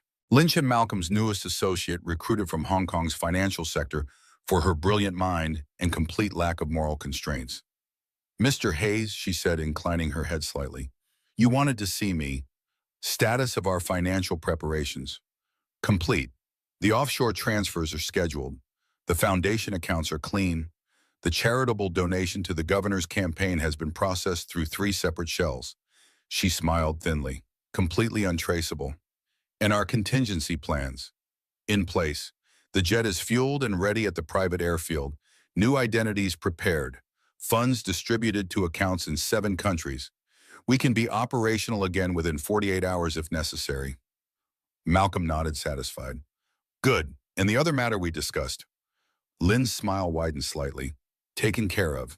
The information you requested about Deputy Director Carter has been compiled. She placed a thumb drive on his desk. Family details, financial records, medical history, the usual pressure points. Malcolm took the drive, turning it over in his fingers. Excellent.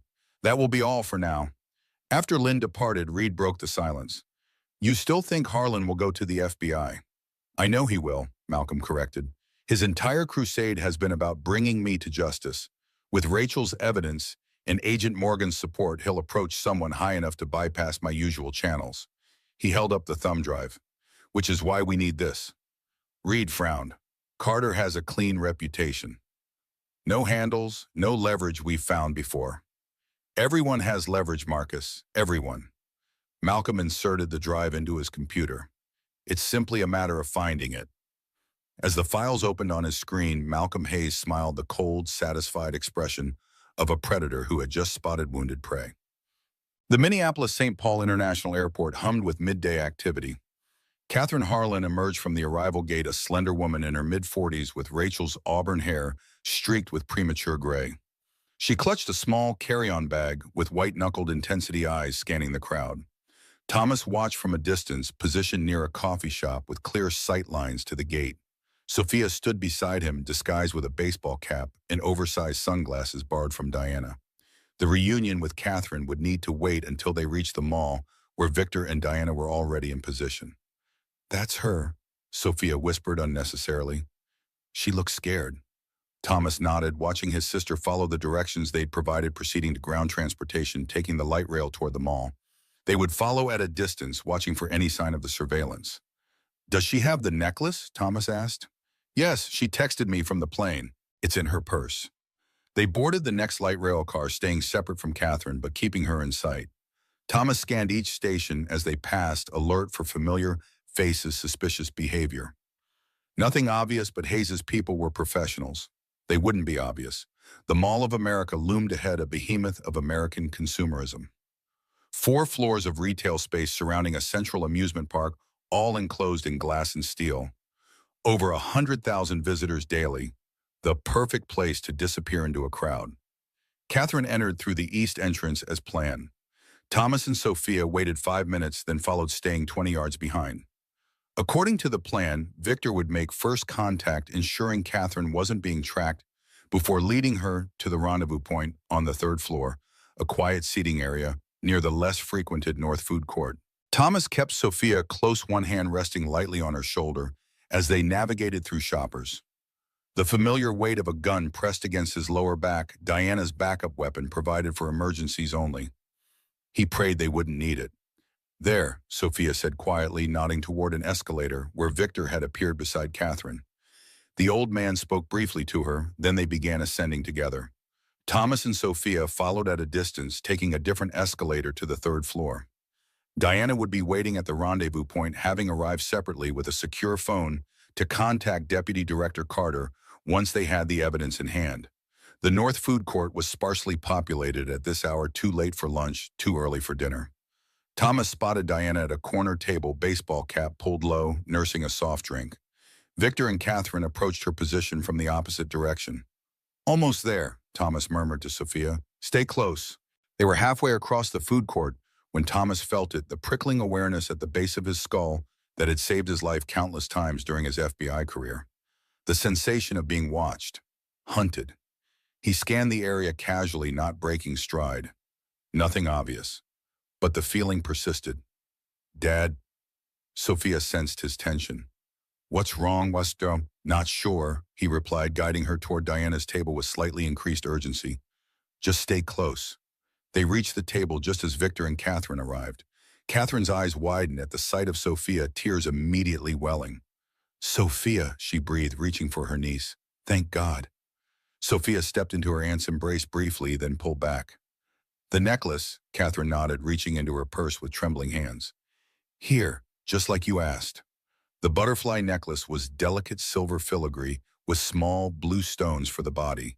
A teenager's jewelry, but with hidden purpose. Thomas took it, examining the clasp where Rachel had concealed the flash drive. "We need to move," Diana said quietly, eyes scanning the food court. "Something doesn't feel right." Thomas nodded, having reached the same conclusion.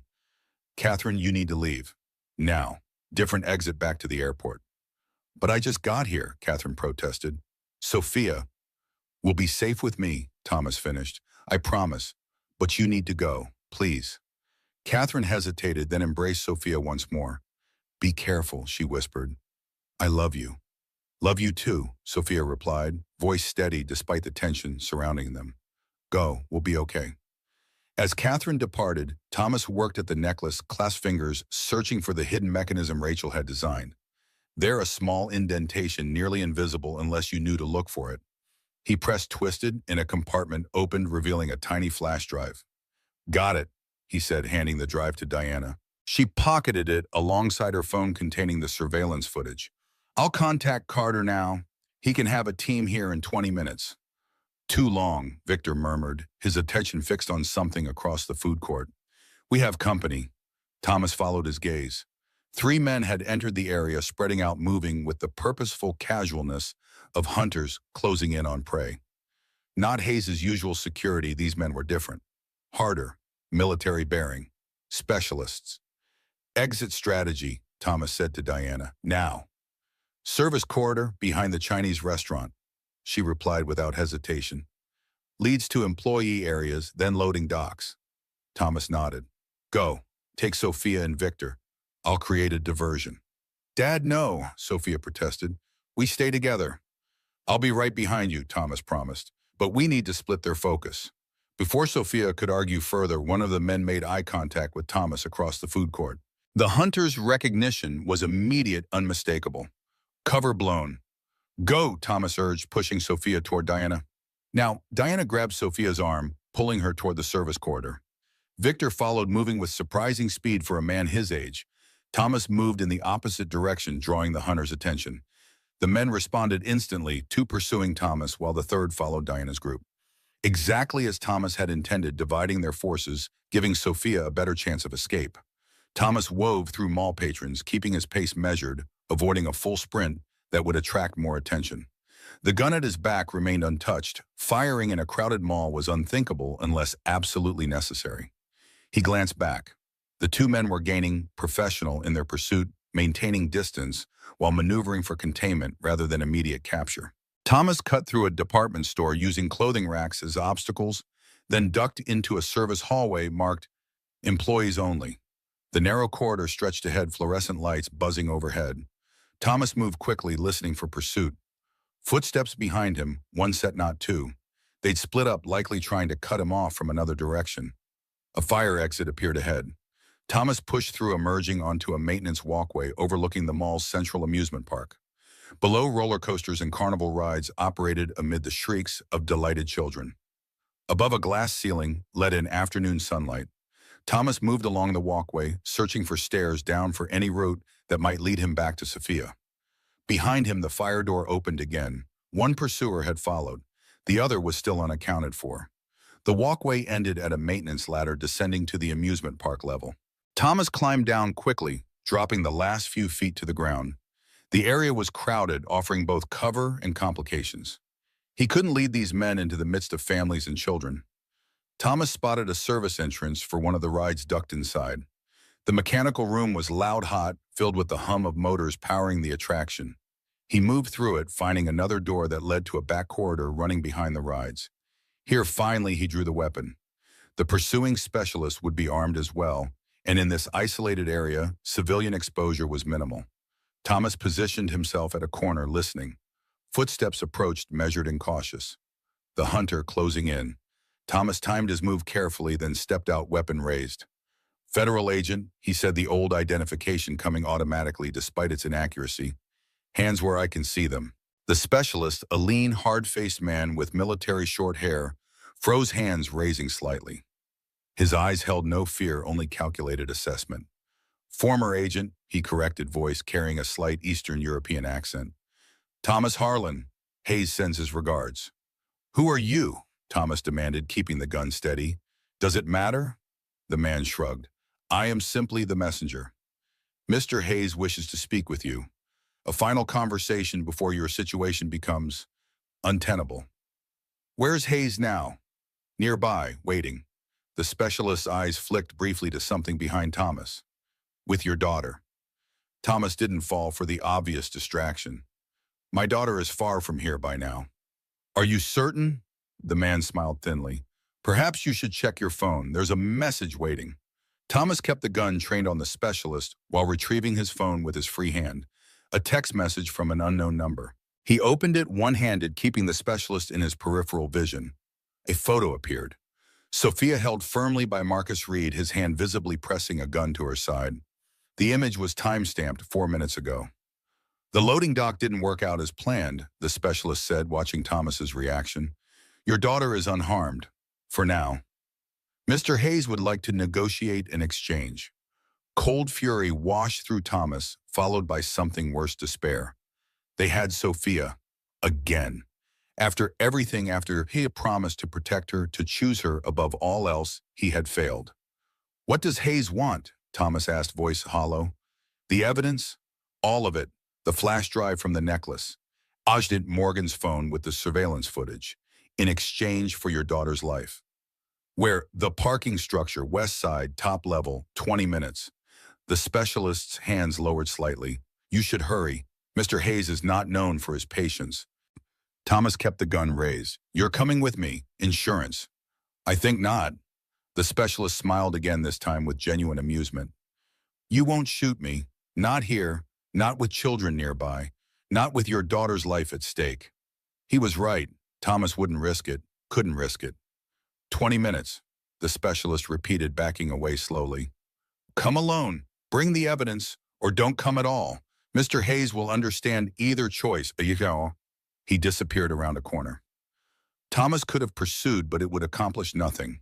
The real threat, the real target was elsewhere. Hayes, Reed, the men holding Sophia. Thomas holstered the gun and ran.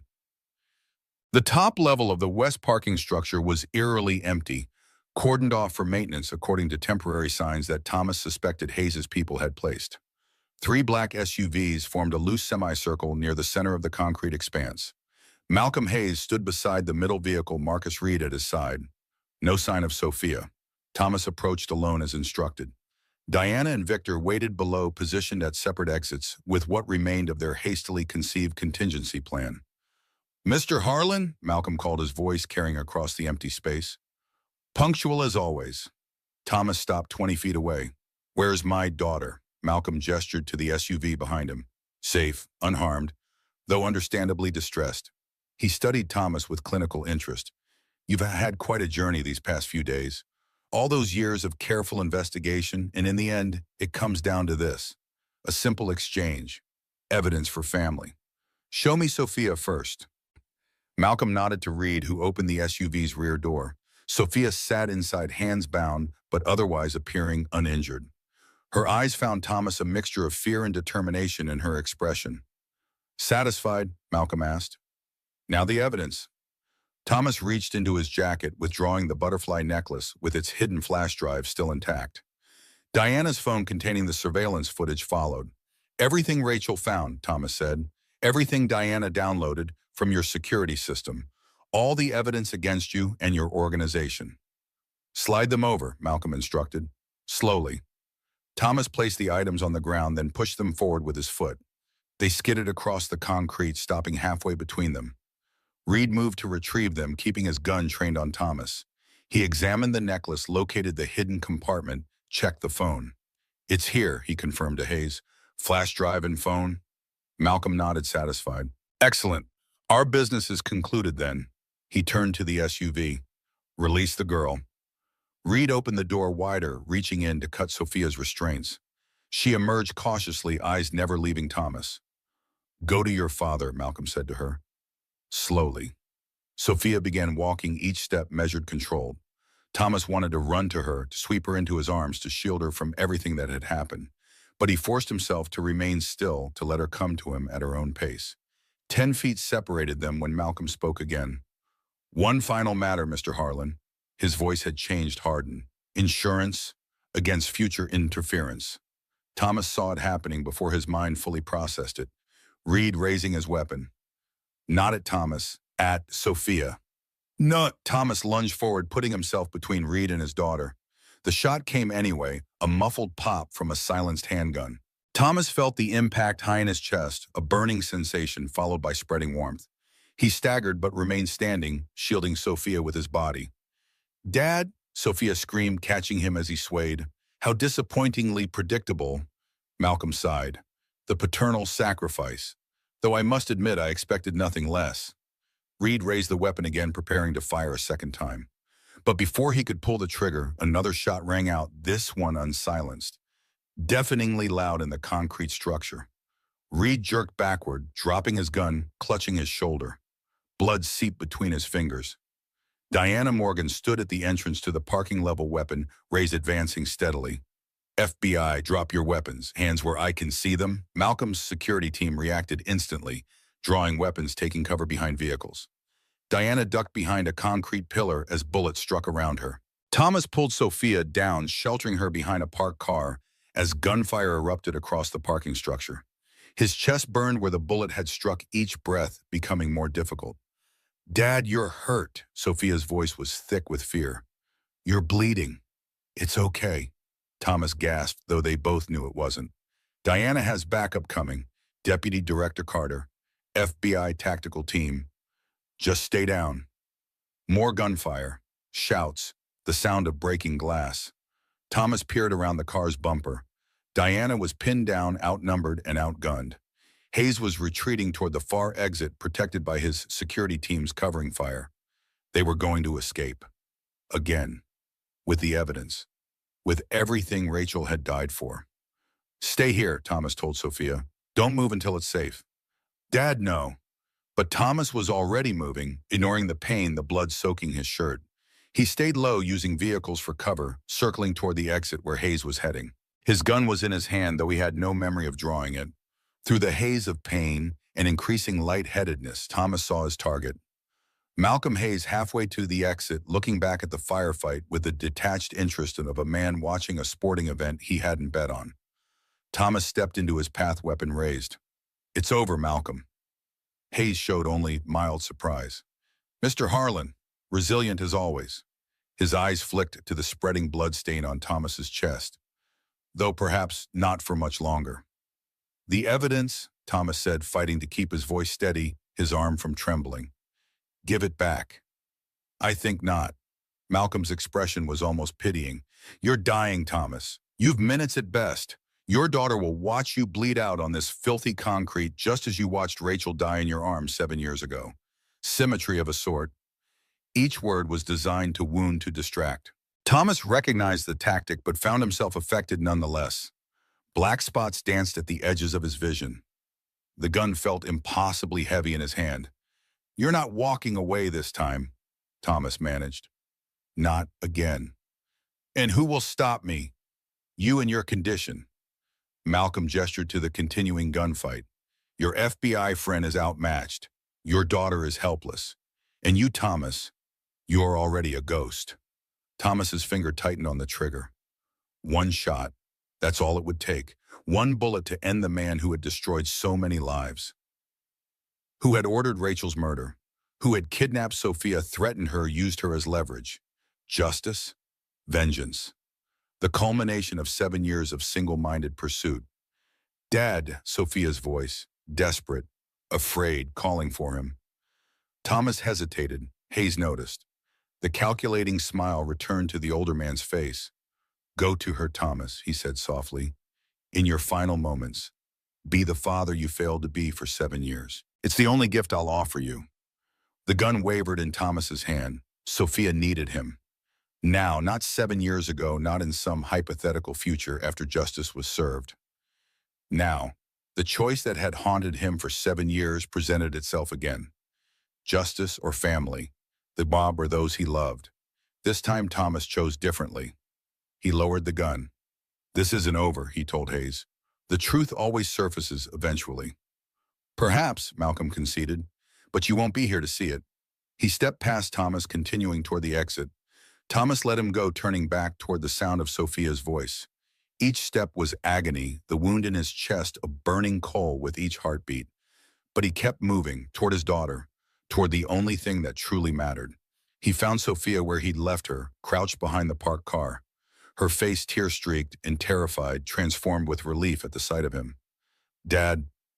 Thomas collapsed beside her, strength finally failing. Sophia caught him, easing him down, pressing her hands against his wound in a desperate attempt to stem the bleeding.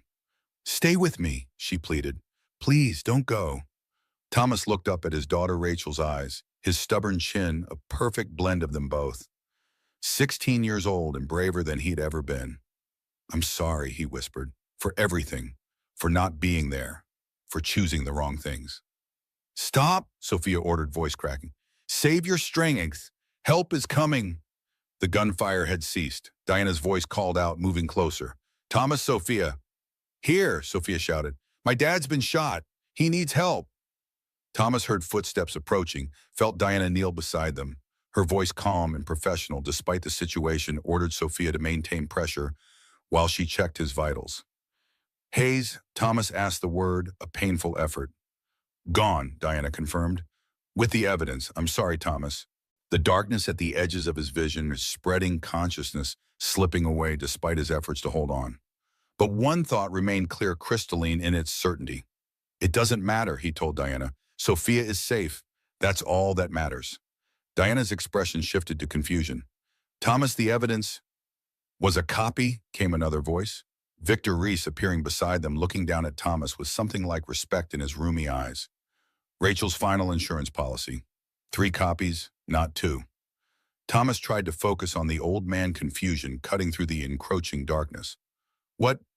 The flash drive in the necklace was a duplicate, Victor explained.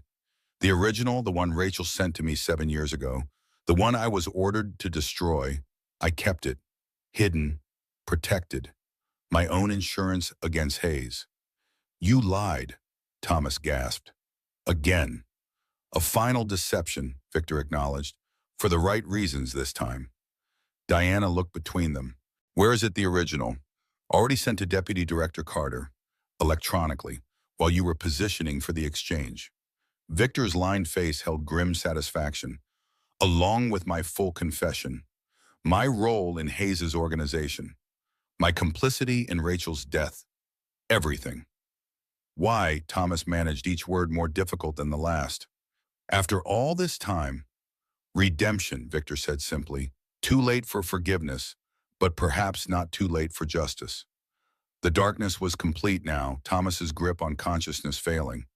The last thing he heard was Sophia's voice, desperate and determined. Stay with me, Dad. Please, I just found you again. Don't leave me. Then nothing. Beeping monitors, the antiseptic smell of hospital rooms. Sophia asleep in a chair beside the bed, head resting on the mattress near his hand. Thomas blinked, consciousness returning in fragments, pain a dull throb beneath heavy medication. She hasn't left your side, Diana Morgan said softly from the doorway. Not once in 3 days. Thomas turned his head slightly, finding Diana leaning against the doorframe. Her arm was in a sling, face tired, but expression satisfied. Hayes, Thomas asked, voice a raspy whisper. In custody as of 6 hours ago, trying to board a private jet to Venezuela. Diana entered the room, fully taking the chair opposite Sophia. The evidence was comprehensive. Financial records, communications, names of officials on his payroll. Reed is cooperating, hoping for leniency. The entire network is unraveling.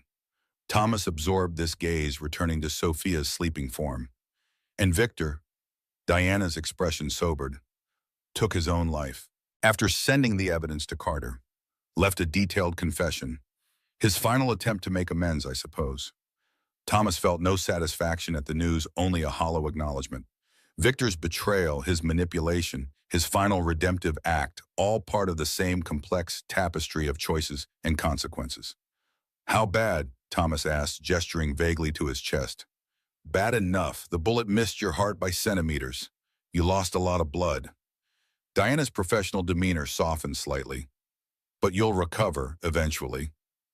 Thomas nodded, wincing at the movement. Catherine, safe, back in Seattle. She's been calling hourly for updates. Diana stood, adjusting her sling. I should let you rest and inform the doctors you're awake. As she moved toward the door, Thomas called after her. Diana, she turned. Thank you for everything. A rare smile crossed her face. Just doing my job, Harlan, though I might need a consultant for the cleanup. Someone who knows Hayes' operation inside and out. Once you're recovered, of course. The offer hung in the air between them. A chance to return to law enforcement, to use his knowledge, his experience, to find purpose in justice again. Before Thomas could respond, Sophia stirred, eyes blinking open. When she saw Thomas conscious, looking at her, her face transformed with pure joy. Dad, she breathed, taking his hand. You're awake. Diana slipped quietly from the room, leaving father and daughter alone. Hey, kiddo. Thomas managed, squeezing Sophia's hand weakly. Sorry for scaring you. Tears filled Sophia's eyes, but she was smiling. Don't apologize, just don't do it again. Deal. Thomas studied her face, marveling at the strength there, the resilience. What happens now is up to you, Sophia. Whatever you want, whatever you need. Sophia's expression grew serious. I want us to be a family again, Dad. Not like before. Really together this time. Seattle? Thomas asked. With Catherine. Maybe, or Chicago, or somewhere new. Sophia shrugged. It doesn't matter where, just where we're together. Thomas felt something loosen in his chest that had nothing to do with his wound, a weight he'd carried for 7 years and finally lifting. Together, he agreed. No more chasing ghosts, no more living in the past. Sophia leaned forward, resting her head against his shoulder, carefully mindful of his injury. Mom would be proud of you, she whispered, for choosing me in the end. Thomas closed his eyes, arm wrapping around his daughter, despite the pain the movement caused. For the first time in 7 years, he felt Rachel's presence not as an absence, a void, but as a continuity alive in Sophia, in the love they shared, in the future they would build together. Time is precious, he murmured, echoing Rachel's final gift. Spend it wisely. And he would, with Sophia, with family, with the second chance he'd been given. Outside the hospital window, rain began to fall, gentle and cleansing. Not an ending, but a beginning. Not justice alone, but something rarer, more valuable. Redemption.